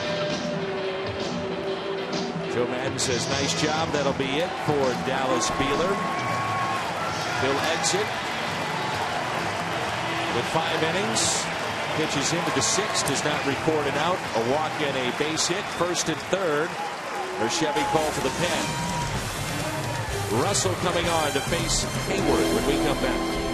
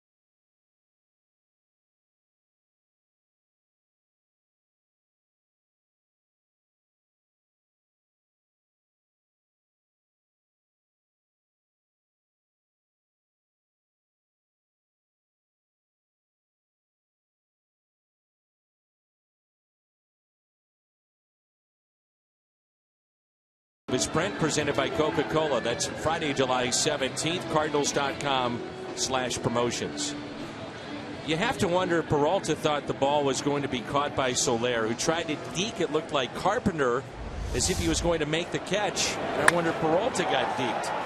Well, you got to run the ball out anyway. You can't do that. He takes 5 steps from home plate. I mean, it really has nothing to do with whether he catches the ball or not. Carpenter's the guy who's got to worry about that. So runners at the corners, and now it's Hayward. And a bouncer towards second base. Double play ball. No, they'll get one, and a run does score. We're tied up. It's 1-1.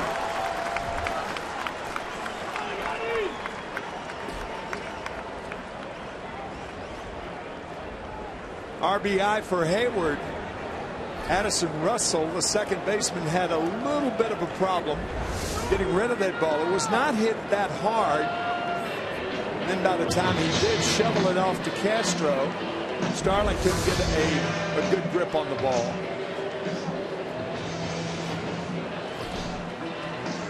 So the inning started with a walk, then the single. Russell gets the out, but a run does score. Another Chevy call to the pen when we come back.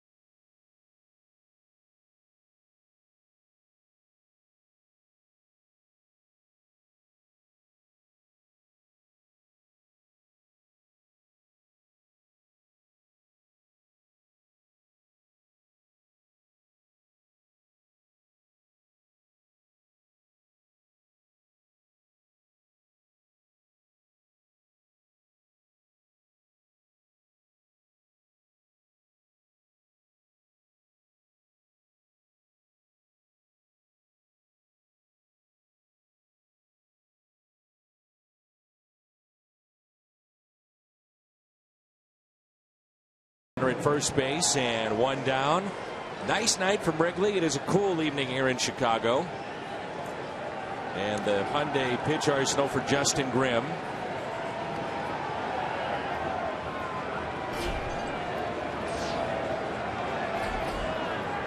And a check on Jason Hayward, who is a threat to steal. Curveballs and sliders are almost interchangeable now. I mean, Grimm throws as many sliders as curveballs. Sometimes they look like curves if they go down, look like sliders if they go away. They're interchangeable. Time granted late for Molina.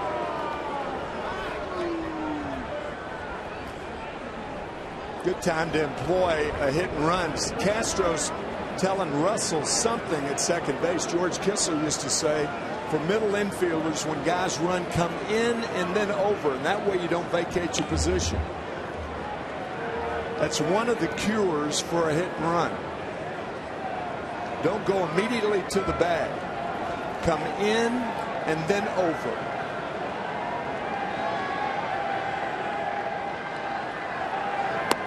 I know we've talked about this, but when I hear you explain at times what George Kissel explained to you, he broke it down simply. He made it as simple as possible.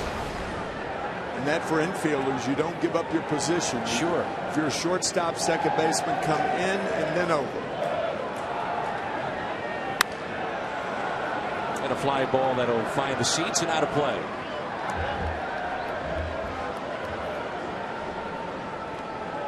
And then you use that same line. You explain it 5,000 times until they understand.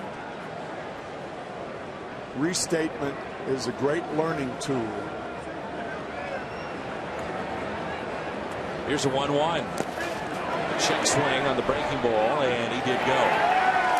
1-2 the count. You see, that's a curve or a slider. You don't know, but look like either pitch. And with Grimm, they're interchangeable. Good play by Teagarden behind the plate to block that ball. Shading Molina a little bit to the opposite way. And a 1-2. That time he can't block it. Hayward on his way to second base in scoring position. So the go-ahead run is at second. 2-2 the count with one out on Molina. Another breaking ball. Teagarden goes down, but the ball trickles behind him, and Hayward alertly goes to second.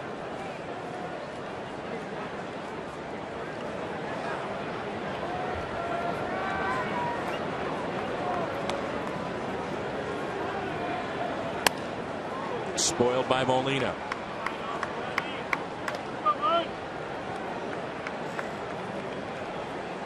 Yanni got off to the slow start, but comes into this ball game tonight hitting .292, pair of home runs. He's driven in 28.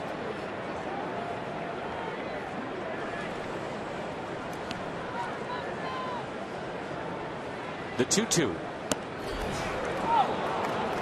Well, how many times, Tim, do we see Molina on those outside pitches just throw the bat at it to stay alive?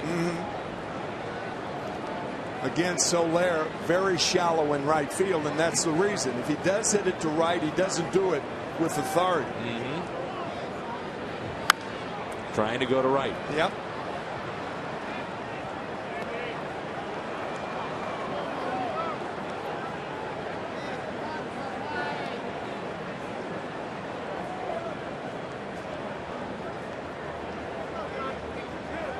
Take out what happened with Edwin Jackson last night. The bullpen of the Cubs, fantastic the last week to week and a half.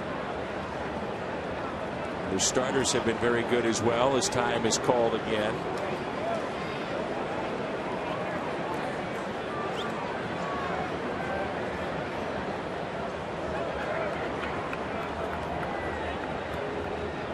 Three-two pitch. It's sharply to third. Bryant looks back the runner. Hayward back to the bag at second.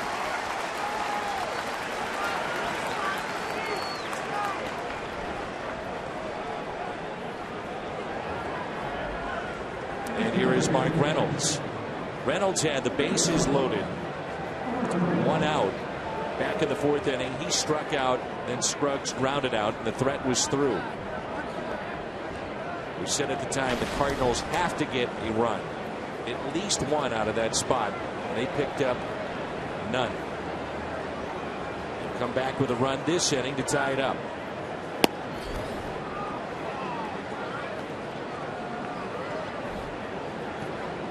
I'm sure if you're Mike Matheny, you'd love to be able to spot Reynolds a little bit as he's kind of running on fumes here in the final week of the first half, but the injuries have forced him to play in both games of this doubleheader. Colton Wong, if you're just joining us, made another terrific play in game one on a diving catch, but then hit the side of his face and his right temple. He was checked for a concussion, came back negative, but not in the lineup tonight. So Carpenter at second, Reynolds at third, Scruggs at first, and that's to the backstop. There are wild pitches and there are wild pitches. That was a wild pitch. I mean, really wild pitch. One of those 57-foot curveballs. I think it went between the legs of Teagarden. Nope, over the shoulder.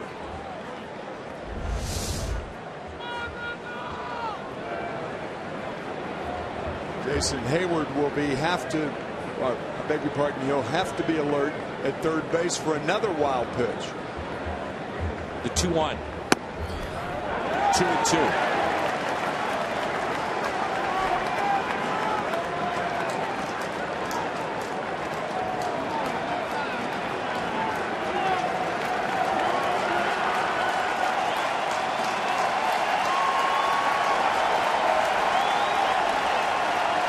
2 pitch.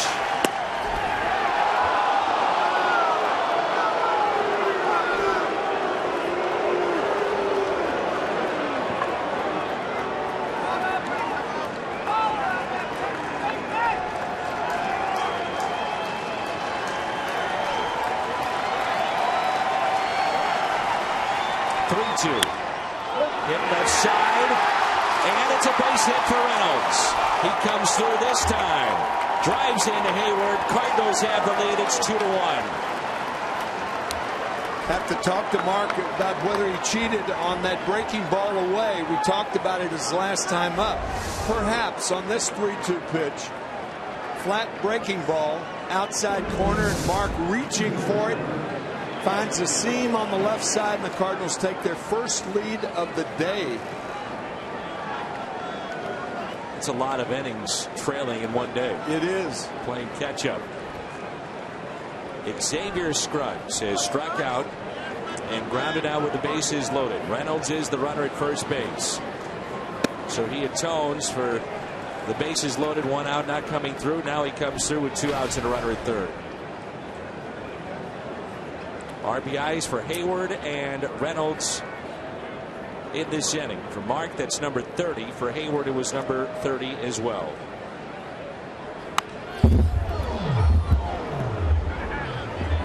Oh, 0-2 the count. Tim, you look up. Tim Cooney has given you 5 strong innings so far. Man, what a job he's done.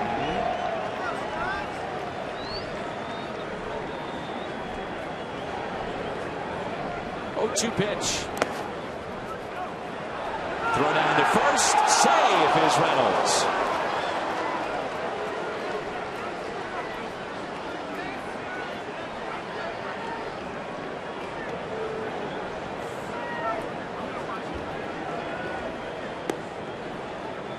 Mark Reynolds seeing the 2 wild pitches while he was at the plate.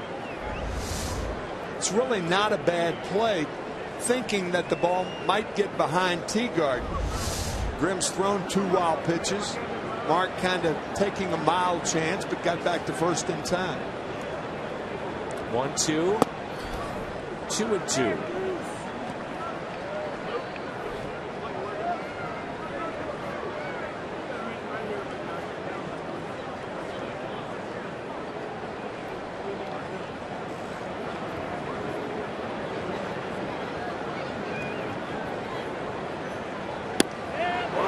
time he throws him. Strikeout of Scruggs. The Cardinals, though, pick up their first lead of the day, as Tim noted, and their first 2 runs of the night. Jason Hayward, RBI number 30. Then with 2 outs, infield hit for Reynolds, RBI number 30. 2-1 St. Louis.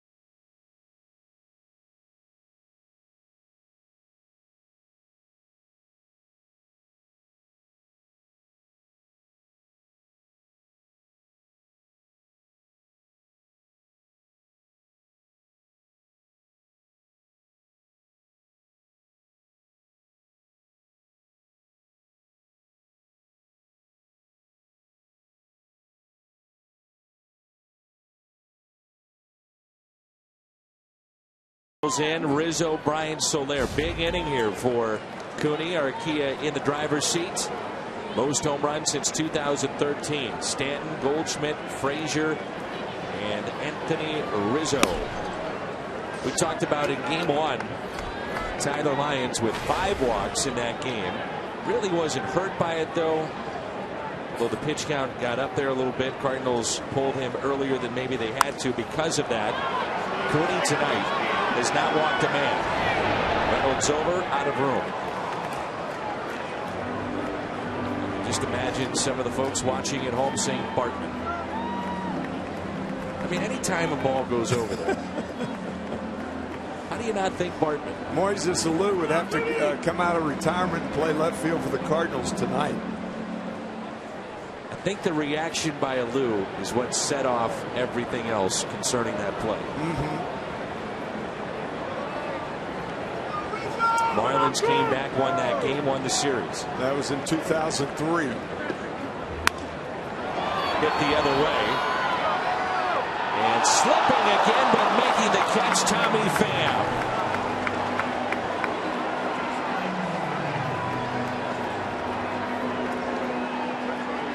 Second time he slipped. Well, keep in mind that, you know, this field took a lot of rain last night. I mean, a lot of rain. I got to believe that's partly responsible. I mean, that's sure. Tommy digging up a chunk in left field. That's a big divot right there. Replace it, Tommy. Have to replace your divots. Not in this game. Oh, yeah. That's Tommy's thinking, not in this game. Remember when he got picked off in game 1, it was like he was stuck in mud, too, at first base. Yeah, right.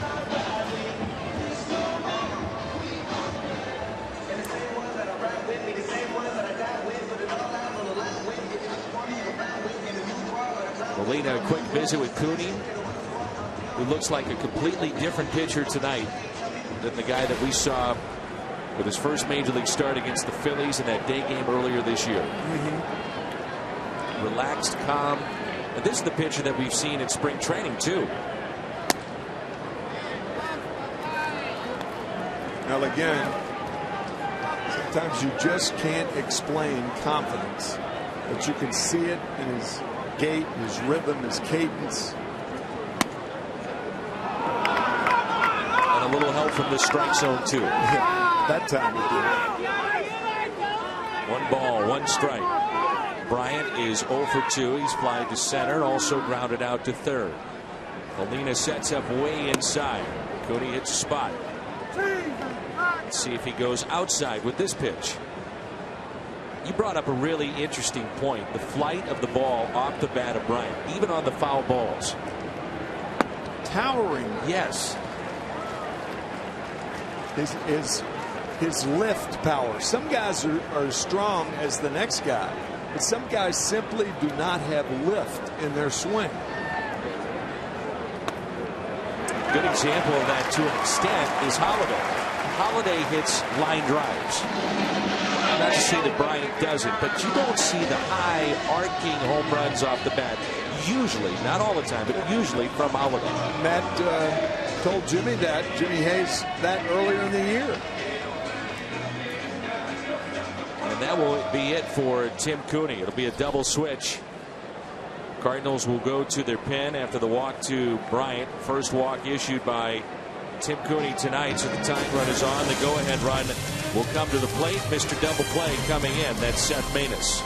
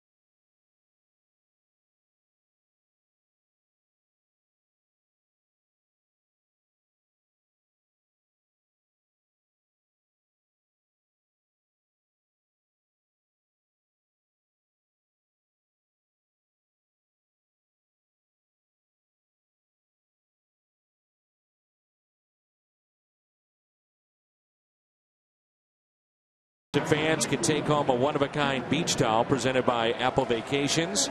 Also that day, don't miss out on Prairie Farms ice cream sundaes before the game. Kids can run the bases after the game. That's July 26th. Tickets available at Cardinals.com/promotion. So Tim Cooney is out. Seth Maness is in. It's part of a double switch. There are the numbers for Seth presented by Chevy. Mark Reynolds shifting from third to first. Cosman at second. And Carpenter goes from second to third. You got it? Yep. You got it. Double switch, but 3 switches in the infield.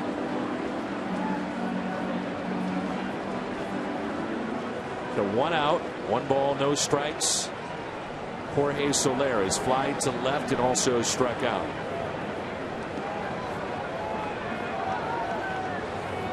Runner goes, and it's pulled foul. The thing about Maness, Tim, is that he doesn't walk anybody. And you always think about the sinker and the potential of a double play in this type of scenario. He's durable. He can go more than 1 inning. He is of underrated value to the Cardinal bullpen. Totally agree. Cardinals love him. And they think this guy is invaluable. There's a ground ball, slowly hit. Carpenter charges and makes the play. So there is out number 2. You know, I would imagine, I don't know this, but I would imagine when Matt Carpenter goes from second to third, you've got a longer throw, and you want the ball hit to you more than any other time, because to get that long throw out of the way, because at second, your arm's not stretched out. He gets it out of the way. Good play for the second out.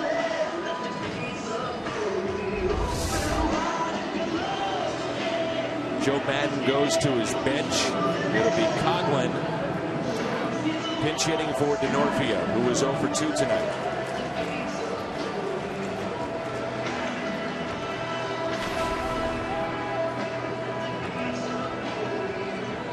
.250 his average, 8 home runs, 19 driven in. Runner at second, Chris Bryant. He represents the tying run.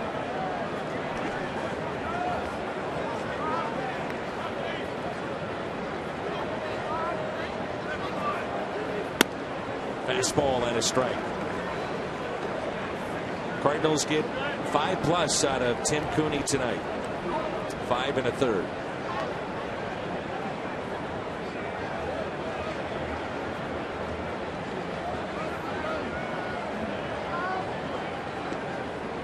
With the double switch, you're talking about the potential of multiple innings here for Seth Maness.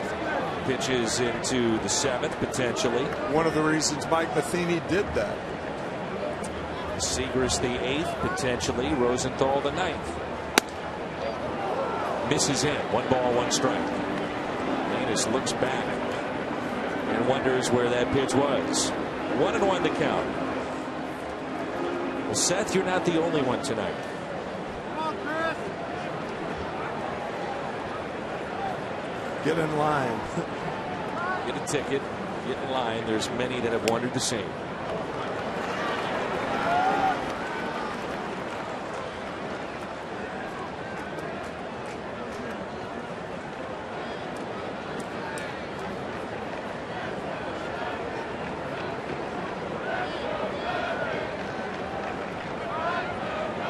The 2-1. Taken low, 3-1.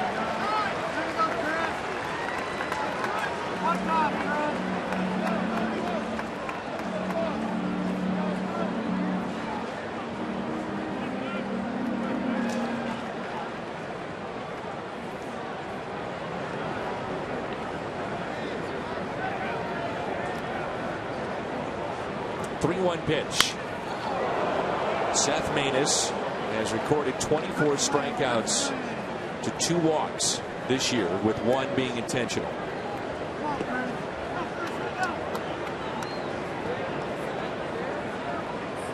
We had a game earlier this year. The Cardinals intentionally loaded the bases to set up what they hoped would be a double play, and sure enough, he got it. Yep. 3-2 pitch. And he went. Strikeout of Coghlan.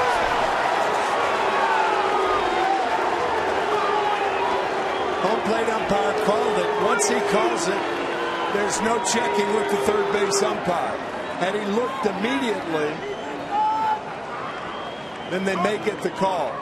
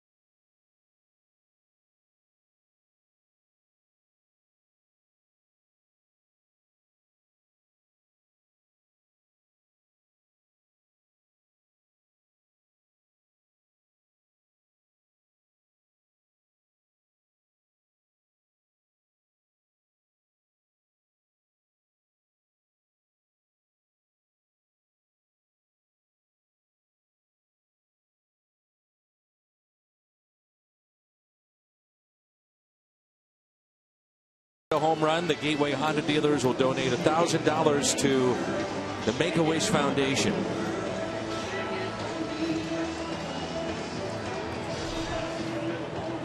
Personally, I thought Coghlan went. I did too. But once that home plate umpire calls it, the key is they can't change it. No. You can't ask for help once he calls it. So Travis Wood, the left-hander that's been in the rotation for the Cubs before, a former All-Star, now working under their pen, will pitch the 7th inning. It'll be Borges, Cosma, part of the double switch, and then Tommy Pham.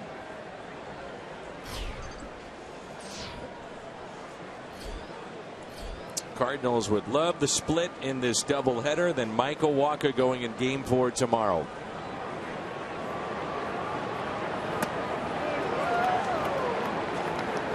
Borges 0 for 2. He struck out and grounded out to second.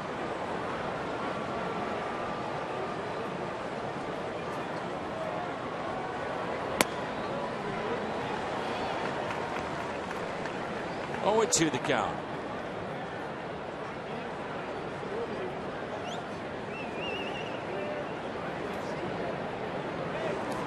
Oh, 2 pitch. Mentioned, Tim, I was talking with the Cardinals general manager John Mozeliak, and he said he was glancing at the standings earlier today, and he said in the American League, when you look at it, there are a lot of teams that still find themselves what he called mathematically alive. Now, all the teams are mathematically alive, but I think the better term would have been realistically alive. Right. And okay. Gotcha. So the player movement could be very different this year because so many teams have a chance. You know, some teams think about, all right, I'm building towards next year and we're trying to unload salaries, whatever the case may be. But now you have so many teams with the wild card that believe they have a shot. Yeah, you might Something be to think about. You might be mathematically alive, but realistically not alive. Sure. The next 3 weeks certainly would be able to separate certain teams in that category. Russell won't get there. Base hit for Cosmo. Our attendance tonight, 35,703, 35703. Pete probably thinking, I've been waiting 15 1/3 innings to get in the game, and I'll take anything I can get.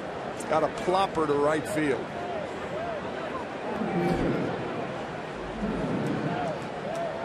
Tommy Pham with 1 out, runner at first.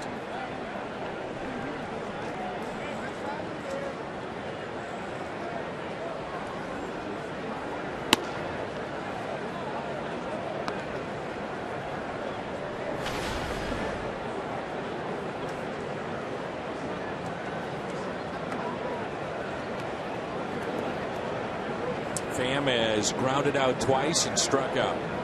0 for 3 tonight. Good time to hit and run right here.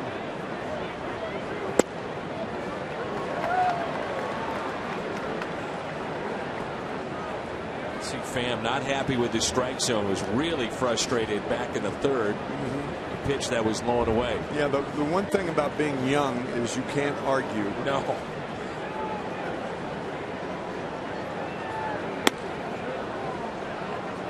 Inside.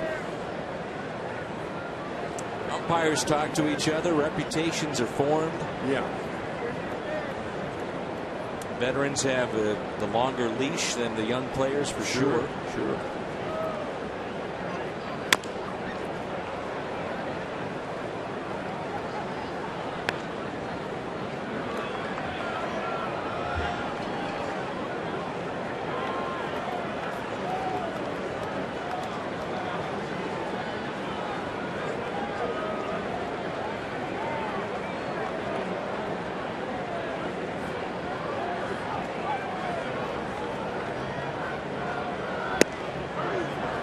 Down and in.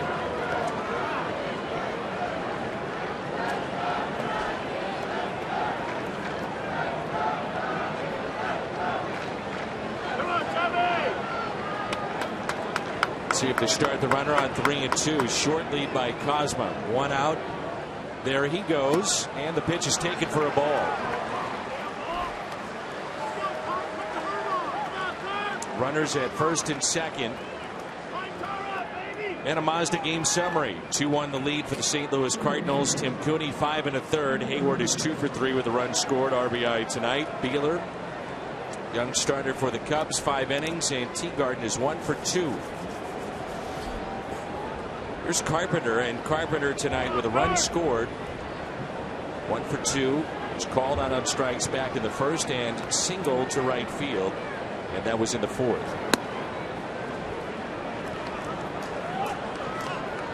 Travis Wood, Dan, is an accomplished pitcher. Obviously, that's why he's here. He's a very good starter. And Chris Bosio wants to talk to him right now. But he's not that much of a challenge from the left side. Not as tough as a guy like James Russell, for instance, because he comes over the top.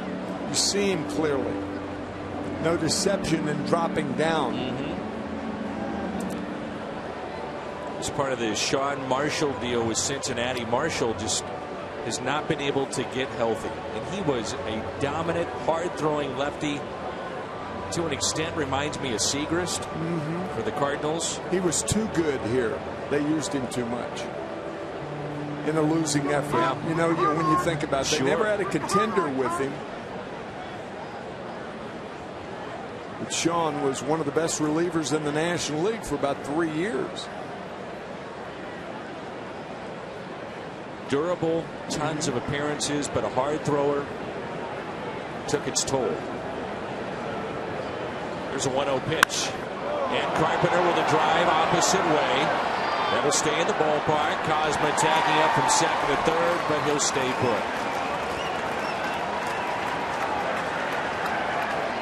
And it brings in Peralta, who's 1 for 3 tonight. This lineup of the Cardinals, and we've talked a lot about it, the fact they have not produced, but when you add a Matt Holliday, it changes the look of the lineup. And when Carpenter can just get it going a little bit, it changes everything with this lineup. It's going to help.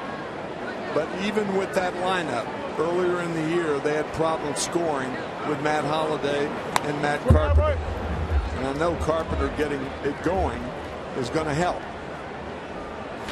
But to me, it's not a panacea. I think you're going to have to get a bat. I think John Mozeliak right now is thinking that way, but and probably thinking first base too. Yeah, and it depends on what you have to give up. It's like any deal. ball, one strike on Peralta.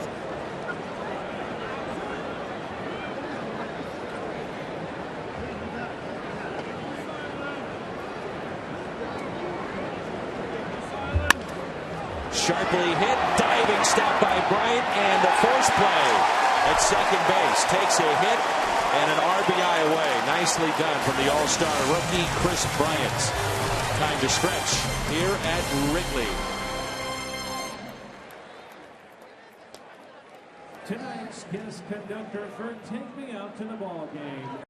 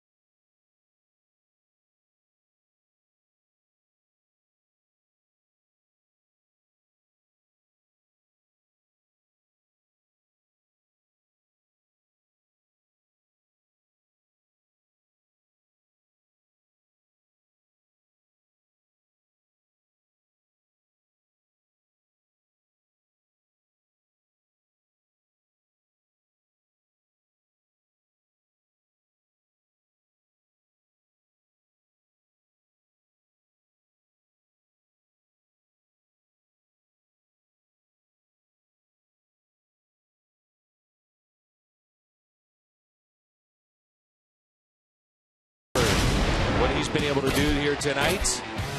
Couple of hits and an RBI for the Cardinal right fielder. Both were singles to right. Average is now above 280. So a pair of hits for Jason Hayward and an RBI. As we suspected, second inning of work for Seth Maness. He begins here in the bottom of the seventh. Starlin Castro, Taylor Teagarden. Castro was trying to tie it with one swing of the bat. He may have popped a hamstring or a knee or an ankle. Joe Madden on the top step.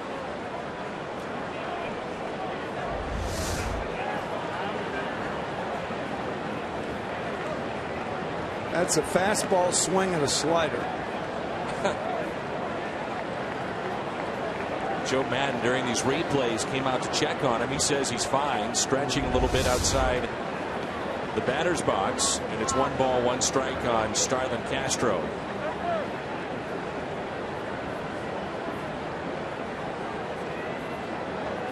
Shaking the right leg is the Cubs shortstop.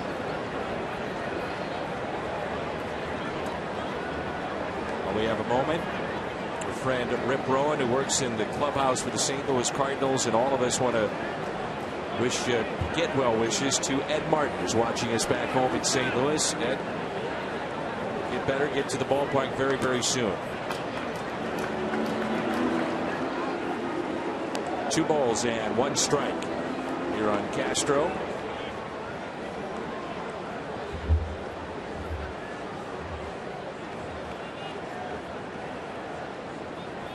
The 2-1. At times it's been a strike tonight. That's why Molina will go there. Maness questioning again the strike zone. 3-1. Ground ball. Charging. Peralta makes the play.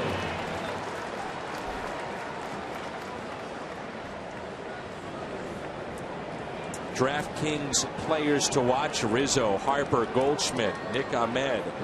Shortstop for the Arizona Diamondbacks, the highest on base percentage against left-handed pitching, and Rizzo was 0 for 2 tonight against Tim Cooney. Let's a look at your DraftKings players to watch. Miguel Montero will be the pinch hitter for Taylor Teagarden, who had an RBI tonight. His first start as a Cub. Montero began the day as a starter behind the plate for game number 1.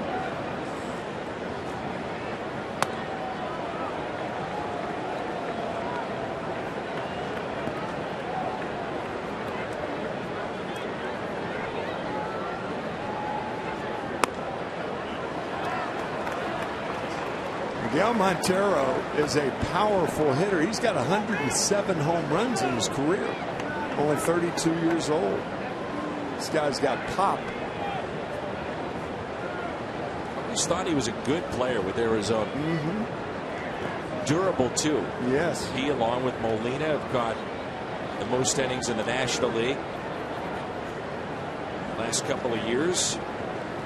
Right-hander getting loose in the pen for the Chicago Cubs. Cardinals get a lefty up, Segrist. There's a strike. 3-1 to count. Dangerous pitch right here. Good fastball hitter. Manus has to throw a strike. And he walked him. Just the 3rd walk issued by Seth Manus.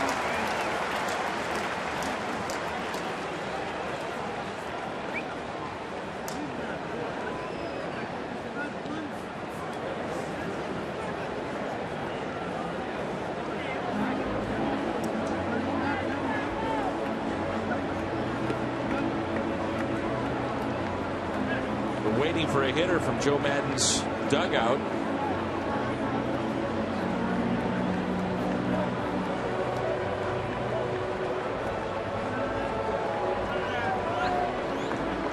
Jonathan Herrera, the switch hitter. I don't think he can find his helmet was the problem.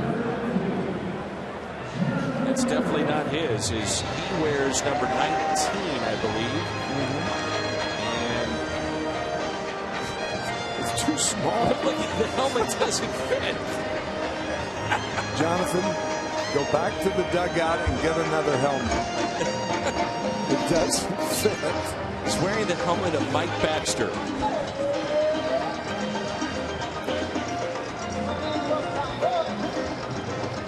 Heard the expression, if the shoe fits, wear it. Oh my goodness. Look at the helmet on his head.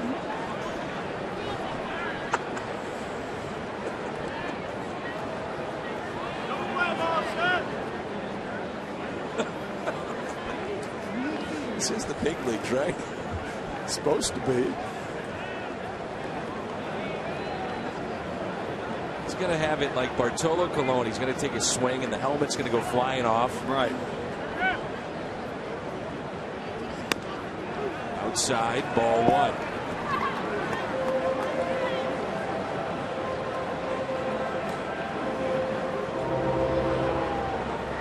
1. Wears a size 10 shoe, but tonight he's got a pair of 8s.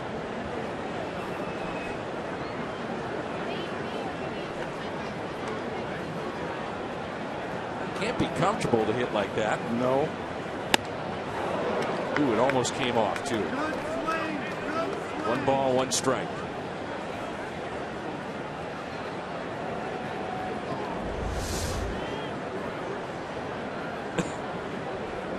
You would have to think the Bat Boys right now are looking for that elusive number 19 helmet. I'm sure it's a fan favorite here.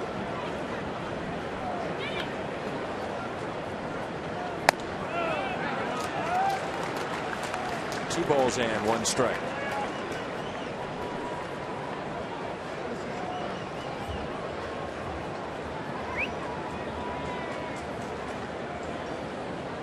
Now he's going back for a new helmet.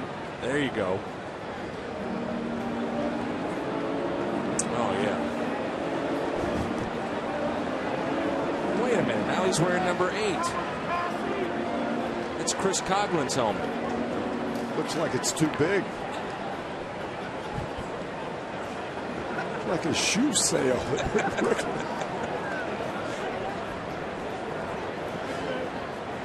The 2-1. Good changeup right there in a fastball count. Big pitch by Manus.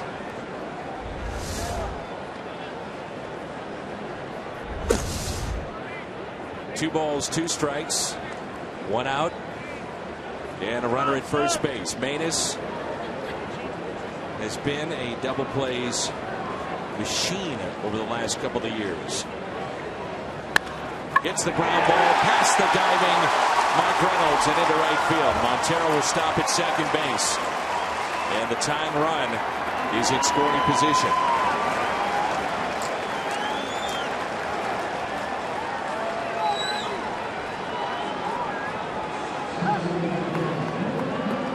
Now Maness got a ground ball, but it eluded Mark Reynolds at first. Mark did everything he could.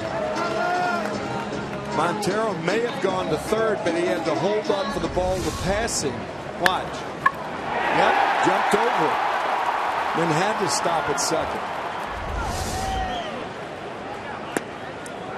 Now it's Addison Russell. Cardinal fans, Adam Wolf, his family, Brad Kozum, they are here from St. Louis. Want to say hi to family and friends back home. Quickly 0-2. It was also uncharacteristic of Maness to fall behind of the hitters that he had seen. 2 in a row.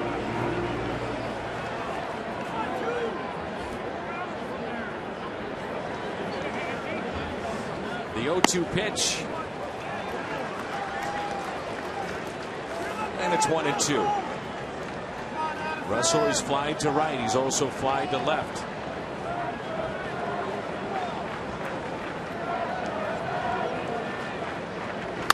And a ground ball that is fair. Reynolds put his arms up as if to say he couldn't believe it. That was called a fair ball. Montero scores. And we may get an argument here. Somebody's been removed from the game. Is that Cosma? I believe it's Maness. Oh, it's Maness.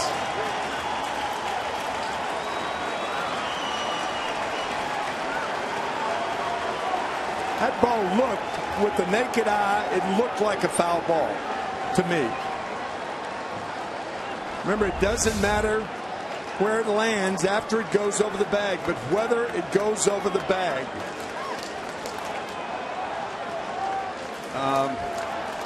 I have the right to change my mind. I think that was a fair ball. I initially thought fair, and now I think foul. I thought foul, now I think fair. And once again, you're wrong. And Mike Matheny is upset, and I think he's upset over the fact that he wanted to get help from the home plate umpire. Regardless, it doesn't matter. First base call once it goes past the bag. He's not through either.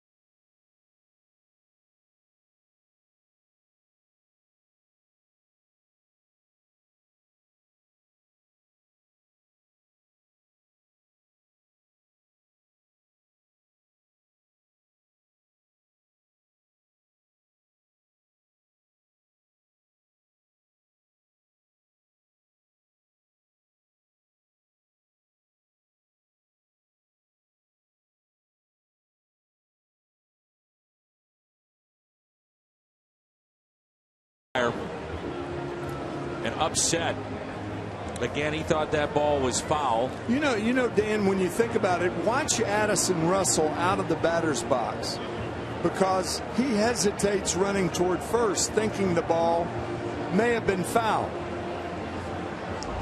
That's a clue, at least. Watch that hesitation right there, and then not running hard. He might think, well, it's a foul ball. Why run it out? Maybe. Well, I initially thought fair, and after the replay that we had, I thought foul. I couldn't tell. Very tough to tell. Agreed. Randall Grichuk, by the way, is into this game, and so is Kevin Segrist. Grichuk is in left field, and Segrist is getting loose. I believe Manus was ejected from the game right away. Yeah. Might be his first ejection. I can't remember Seth Manus ever being kicked out of a game. This will be the 43rd appearance for Kevin Segrist, and still only one out. Remember that. And the Cubs have runners at first and third. Let's take another look at this ground ball. Fair or foul?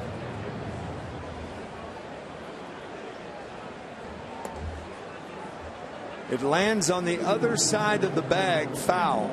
However, that's not the determining factor. Did it go over the bag? When it initially hit, I thought it hit foul territory, which doesn't matter. It Right, back in right. fair territory. But then after the third hop, I did think it was on the outside portion of the first base bag.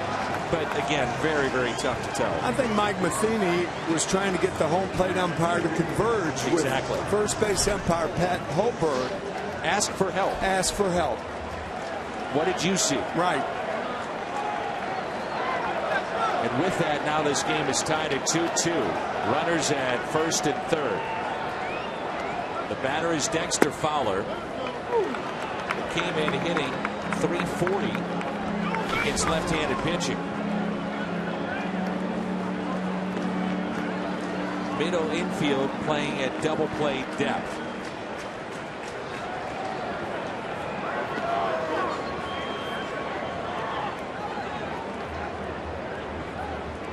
A 1 pitch. 0-2, throw to third, and back safely the runner, Herrera. That was certainly not a suicide squeeze. I'm not sure if it was supposed to be a safety squeeze. So if that were if either were the case, why was he trying to bunt? It's odd. With the count 0-1 to run the count to 0-2. May have been doing it on his own. Yeah, still odd. Now 2 strikes. He's grounded into only 2 double plays this year. Time granted late. Again. And now Molina frustrated with the home plate umpire. And again, that's Angel Hernandez, who's right in the thick of things tonight.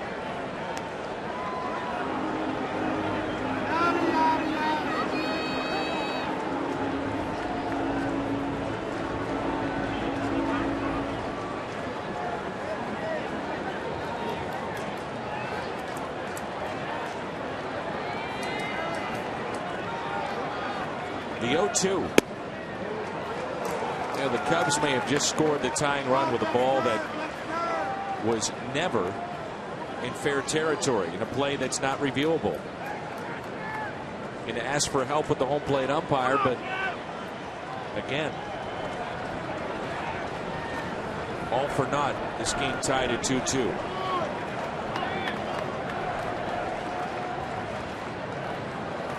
The 1-2 pitch. Back to Segrist, and he throws it into center. Cubs take the lead on the air. It's 3-2. He could have gone home to get Herrera. He had him hung up between third and home plate. He elected to go for the double play and threw it into center field. The reason I think he should come home on that ball, he doesn't have to hurry the throw. If he goes to second to get the double play, he has to hurry the throw. A 1-6-3 double play with a guy who can run like Fowler is very difficult to turn. You've got to know where you're going if the ball's hit back to you. The second throwing error by a Cardinal pitcher today about in the same spot. Rizzo now, runners at first and third.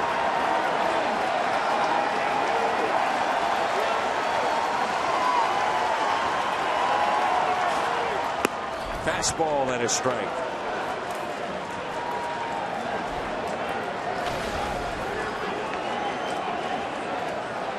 How frustrating this must be right now for the Cardinals. Game tied on a ball that was maybe foul, and then an error.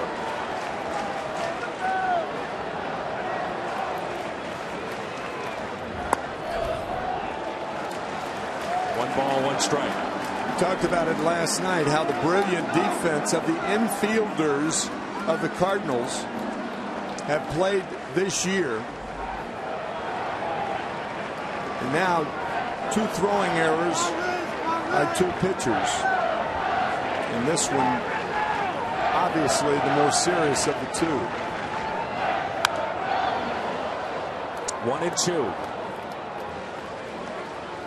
Sokolovich threw a ball away in game 1 today. And now a very, very serious error on Segrist. But his play should have been home, Dan. Yes. I think you're right.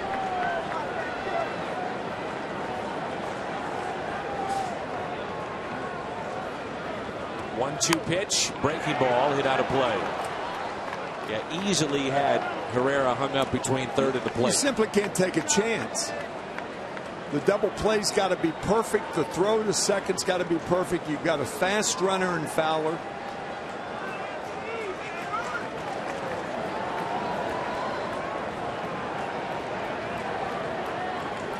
One-two to Rizzo.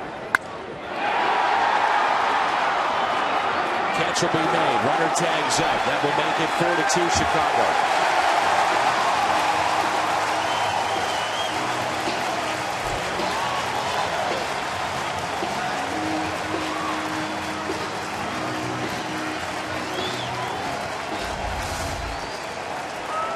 Good at bat by Anthony Rizzo. A slider on the outside corner from Segrist.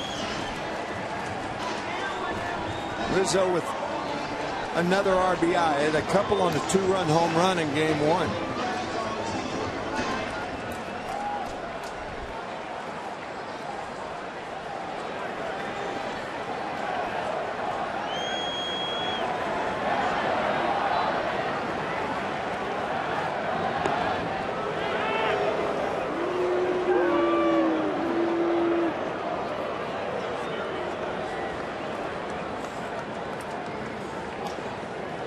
To Chicago. Here is Bryant. 0 for 2 with the walk tonight.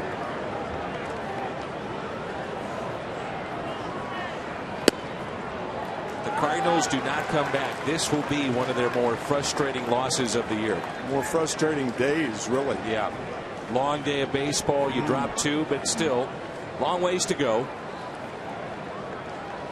But the play that's going to be talked about is the ball that was hit up the first base line by Addison Russell. Right, more than the play by Segrist. Because you could make a case that one caused the other. If that makes sense. You know, you're frustrated. Manus is gone. Segrist comes in under unusual circumstances. Men are on at first and third. First ball put in play is right back to him.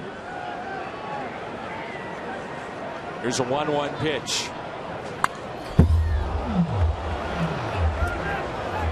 The Cardinals' point of view, if it's a foul ball, it's a different game. Clearly.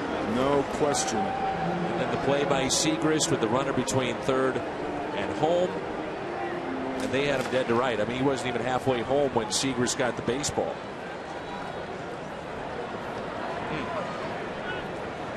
One ball, 2 strikes. Chris Bryant. Segrist has picked off 2 this year.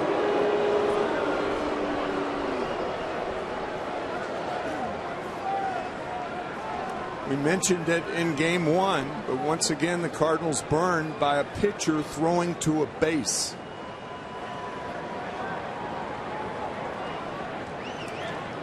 One-two pitch.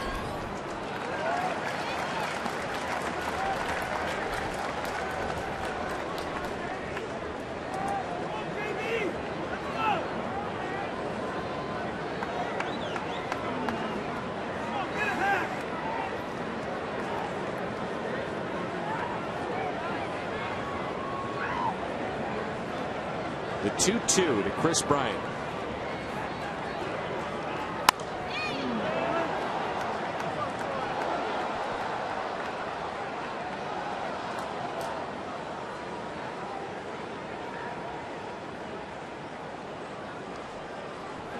Cardinals get a right-hander up and throwing in the pen.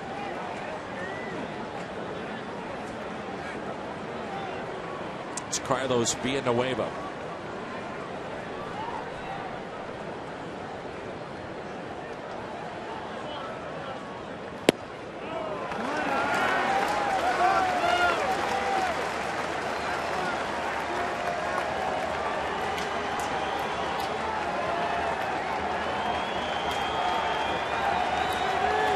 This crowd will come alive again.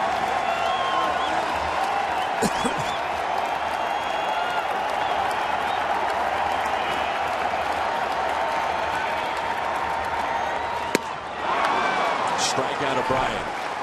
Big inning for Chicago. They've taken the lead. We head to the 8th. 4-2 Cubs.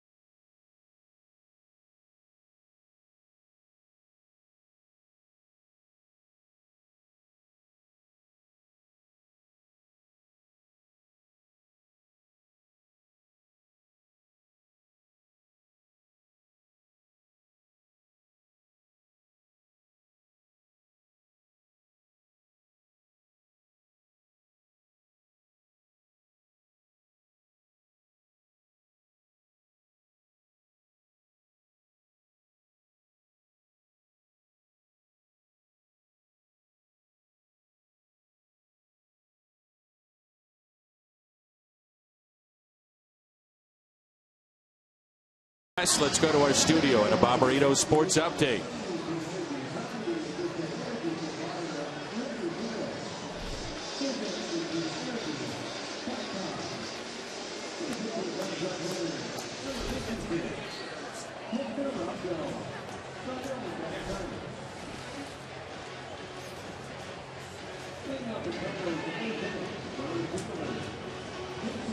All right, Jimmy, thank you.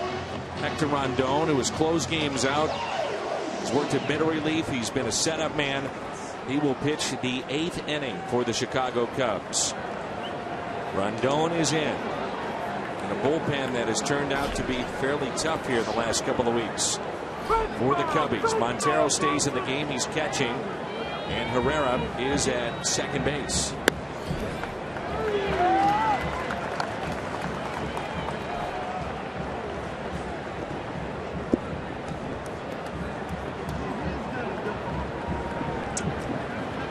Has held the opposition scoreless in 31 of 36 outings this year.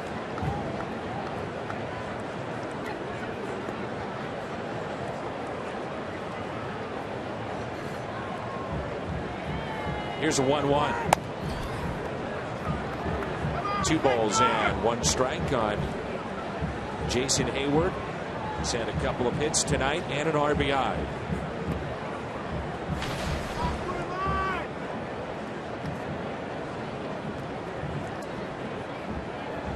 The 2-1. 3-1.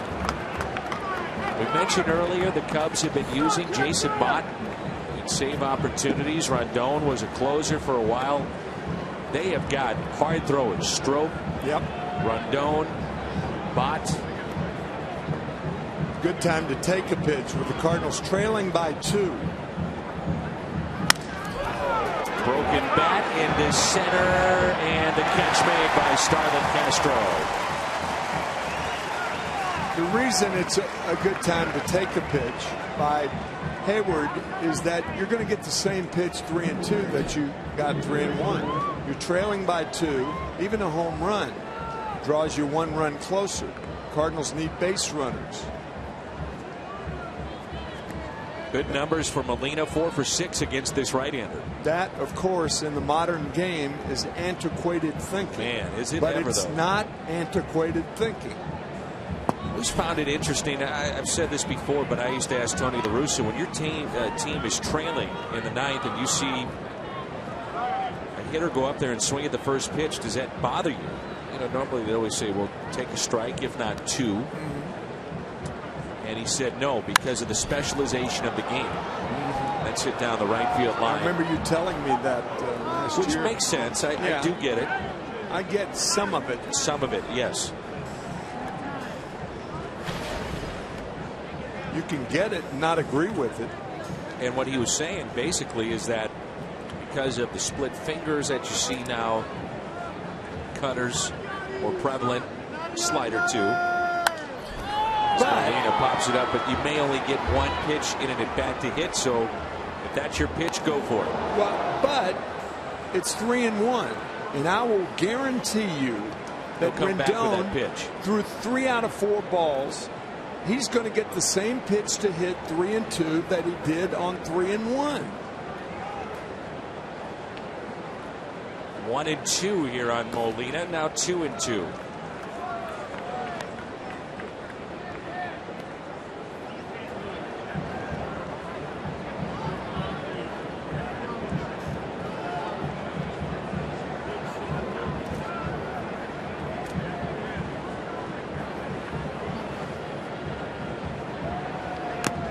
Strikeout of Molina.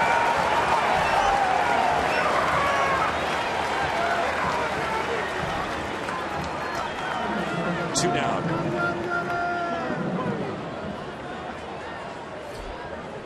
This copyrighted telecast presented by the authority of the St. Louis Cardinals may not be reproduced or retransmitted in any form, and the accounts and descriptions of this game may not be disseminated without the express written consent of the Cardinals.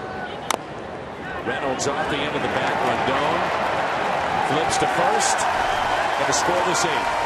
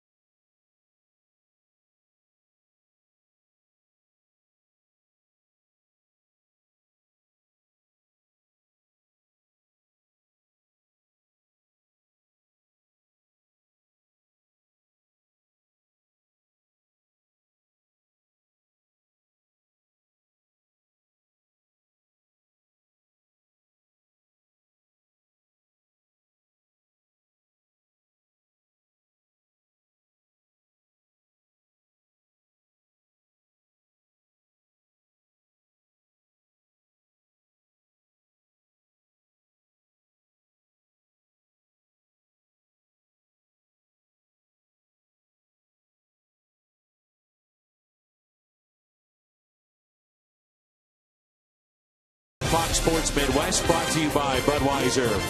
Make a plan to make it home. And by Ford, the official cars and trucks of the St. Louis Cardinals. 4-2 Chicago in the bottom of the 8th from Wrigley Field. Game number 2 of this doubleheader. And the former Cub, Carlos Villanueva, is into the ballgame for St. Louis. Chevy called to the pen. It's been a good year for Villanueva, the 1.65 ERA.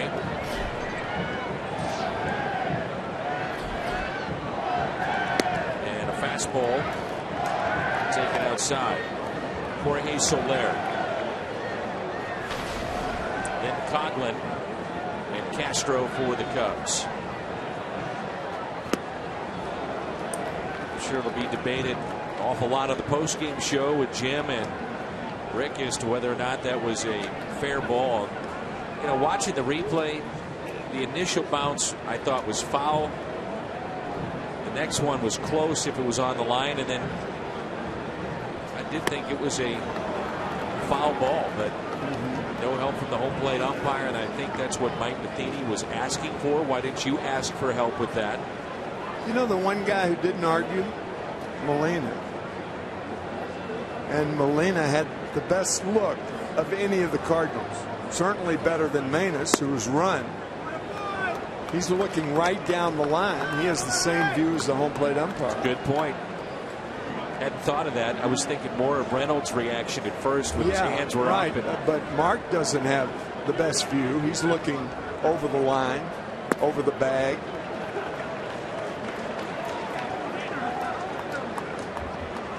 But on the other hand, Addison Russell delayed in the batter's box.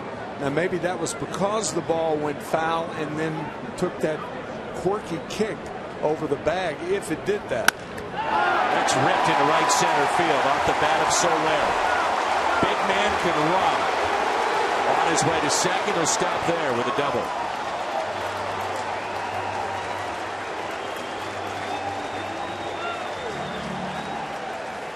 That left ankle's giving him problems.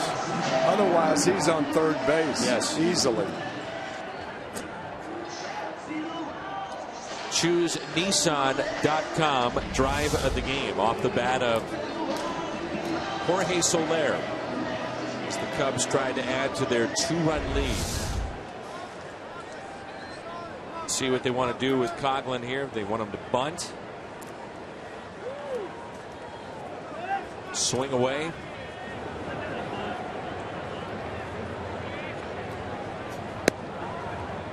And a strike.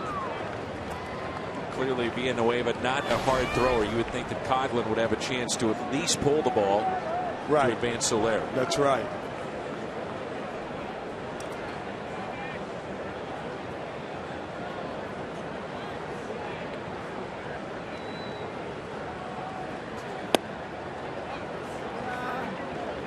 Cardinals have the best power arm in their bullpen of the two, and that's, of course, Rosenthal.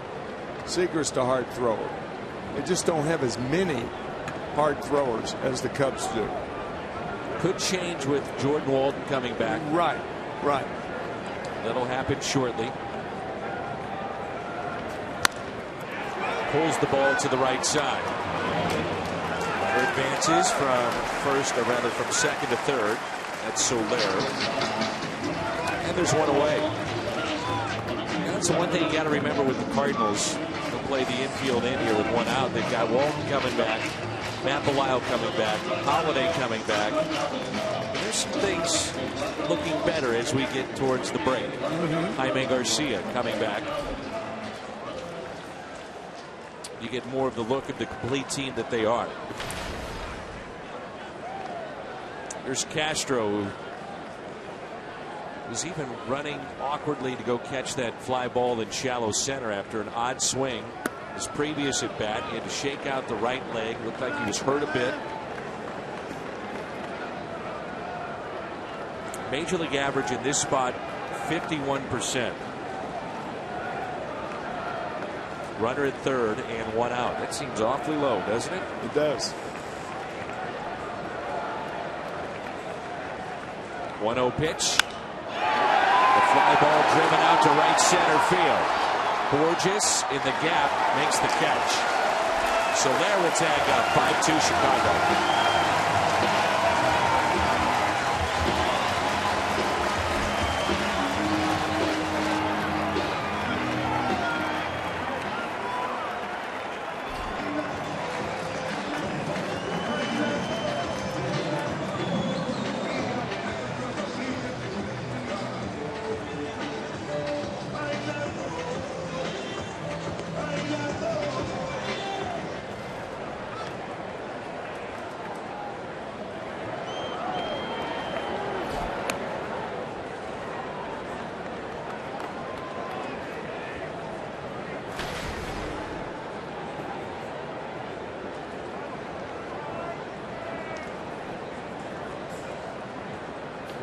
1 pitch, 1 ball, 1 strike, 2 down. Miguel Montero.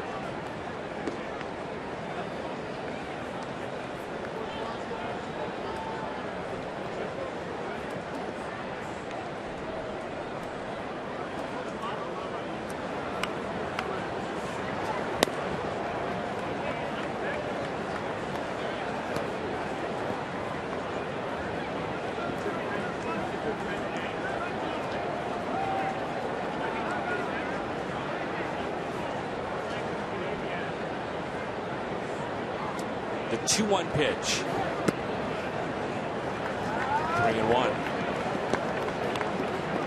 Villanueva's been on the losing end of some of the tight ball games, extra inning games, lengthy games. It's been his primary role on the club to log innings late.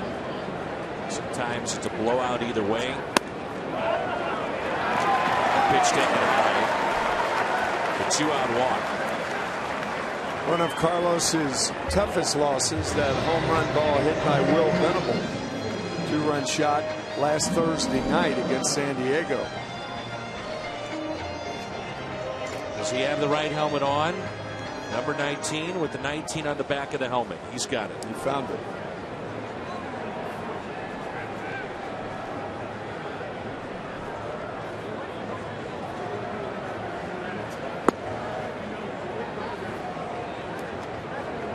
Wore the Coghlan helmet when he picked up the base hit his previous at bat. He's 1 for 1 tonight. Villanueva, his first appearance in Chicago since he left the club. The shallow left, that's Grichuk, makes the catch. Sends us to the ninth. Jason Mott again, getting set for game 2.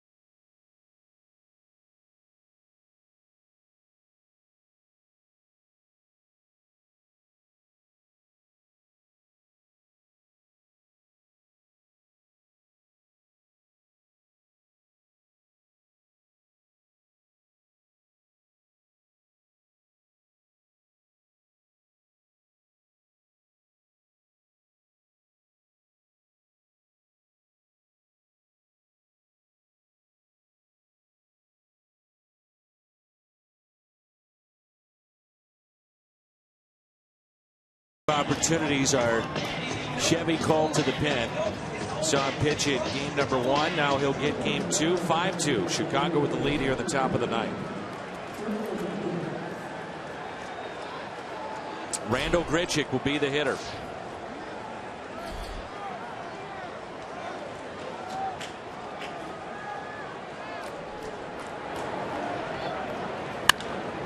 And that's a base hit into left.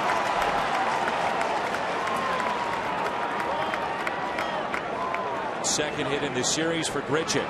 Leadoff man aboard here in the top of the ninth with the Cardinals down by 3. Yeah, what you hope to do is get the tying run to the plate. Just have a shot. Yeah, that'll give you a shot, right. Colton Wong still on the bench for the Cardinals, along with Tony Cruz. Here's Borges. I mean, with Mott, it's no surprise. It's basically reaching back, see how hard he can throw it. He'll mix in a cutter, but there's not a lot of difference with that. No deception. No. Whatsoever. Just rearing back and fired. Yeah, no team knows it better than the Cardinals.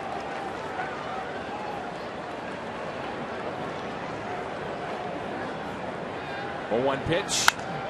Now 0-2.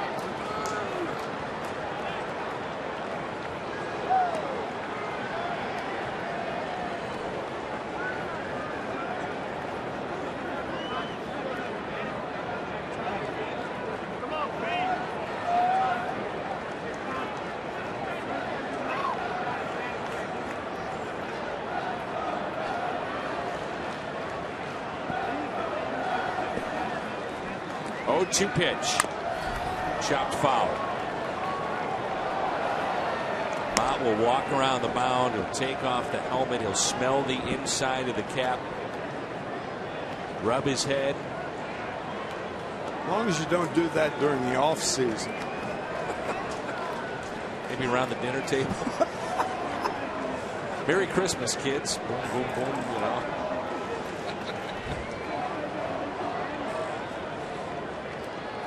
Astute observation by you, Tim. Thank you. That, my friend, is why you're in the Hall of Fame. As long as you don't do that in the offseason. I like it. The 1-2 pitch. Borges hits it off the end of the bat. This may drop, and it does. Grichuk stops at second. The tying run will come to the plate.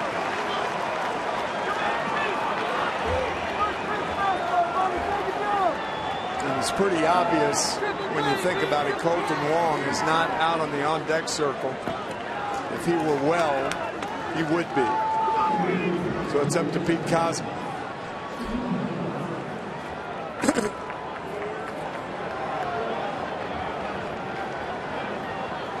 So 2 on, nobody out. Cosmo is single back in the 7th inning. Tony Cruz has moved to the on-deck circle, and with that, Mitch Harris begins to throw in the Cardinals' pen. Back-to-back hits against the former Cardinals closer Jason Mott. Notice both balls were down. It was down to Grichuk, and it was down to Borges. Jason Mott, an easier pitcher to hit when the ball's down.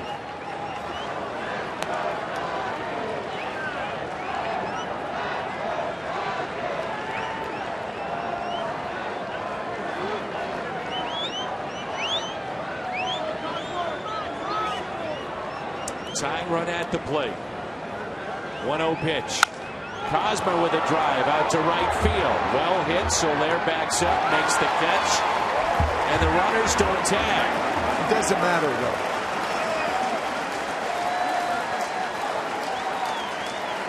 I mean, Grichuk could go to third base, but really you're down by 3, 9th inning. Tony Cruz will be the pinch hitter. Now, if it's a 2-run game, it's a different story. Even if Grichuk just gets to third, because that opens up second base for Borges. But a 3-run lead, saw how important that sac fly was in the bottom of the 8th inning. Those tack-on runs.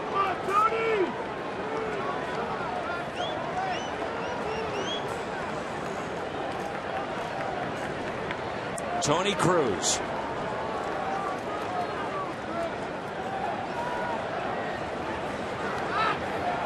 No home runs this year. Think how many bullpen sessions and games that Tony Cruz has caught Jason Mott. These two coming up together. Cruz grounded back to Mott to end game 1 of the doubleheader. Trying to extend it without hitting into the double play to Carpenter and give him a shot.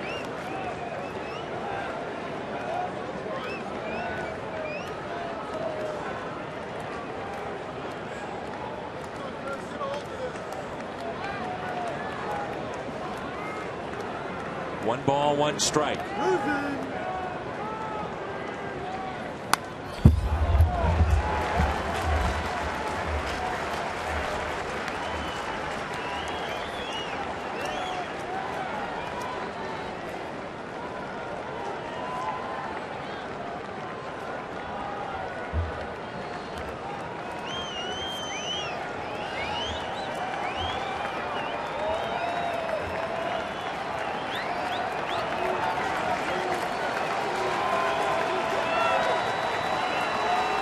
The 1-2.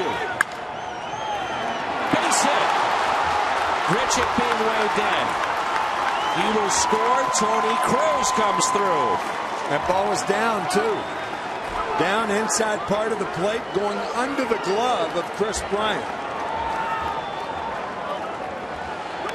Bryant actually dived over the ball. So a hit and an RBI for Tony Cruz.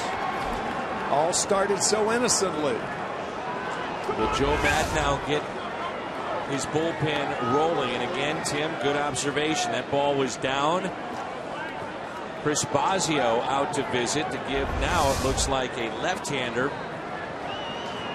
which is getting loose in the pen. Time just to get ready in case Mott starts to unravel here.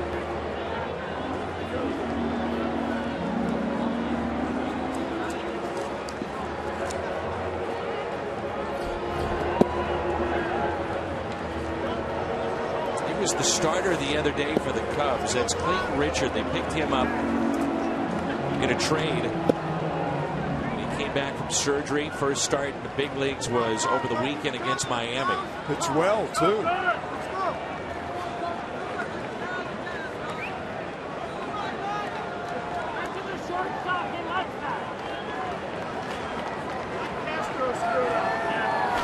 Now the outfield has to push back. This is the deepest the Cub outfield has played today in either game.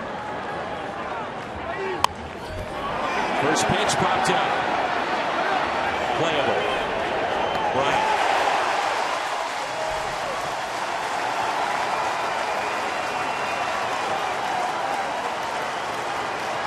Play of the game presented by Budweiser. Shortstop of the Chicago Cubs, Starlin Castro, 1 for 3 with a double, a sac fly, and a run scored. The final hope for the Cardinals, Johnny Peralta. The tying runs at first and second. Peralta represents the go-ahead run. His last home run was June 21st at Philly.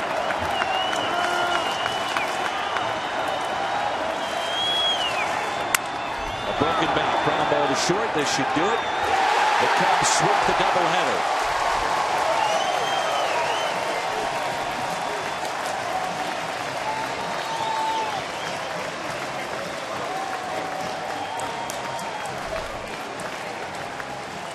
Long day of baseball got a little longer with 2 losses for the Cardinals. Did indeed, but you know, I think the Cardinals came in here hoping that they would split the 4 games before going to Pittsburgh, and that they've got their best chance to do that tomorrow night with Michael Wacha. That's the way to look at it. Wacha goes tomorrow, and it's off to the postgame show. Rick Horton, Jim May standing by. 5-3 the final.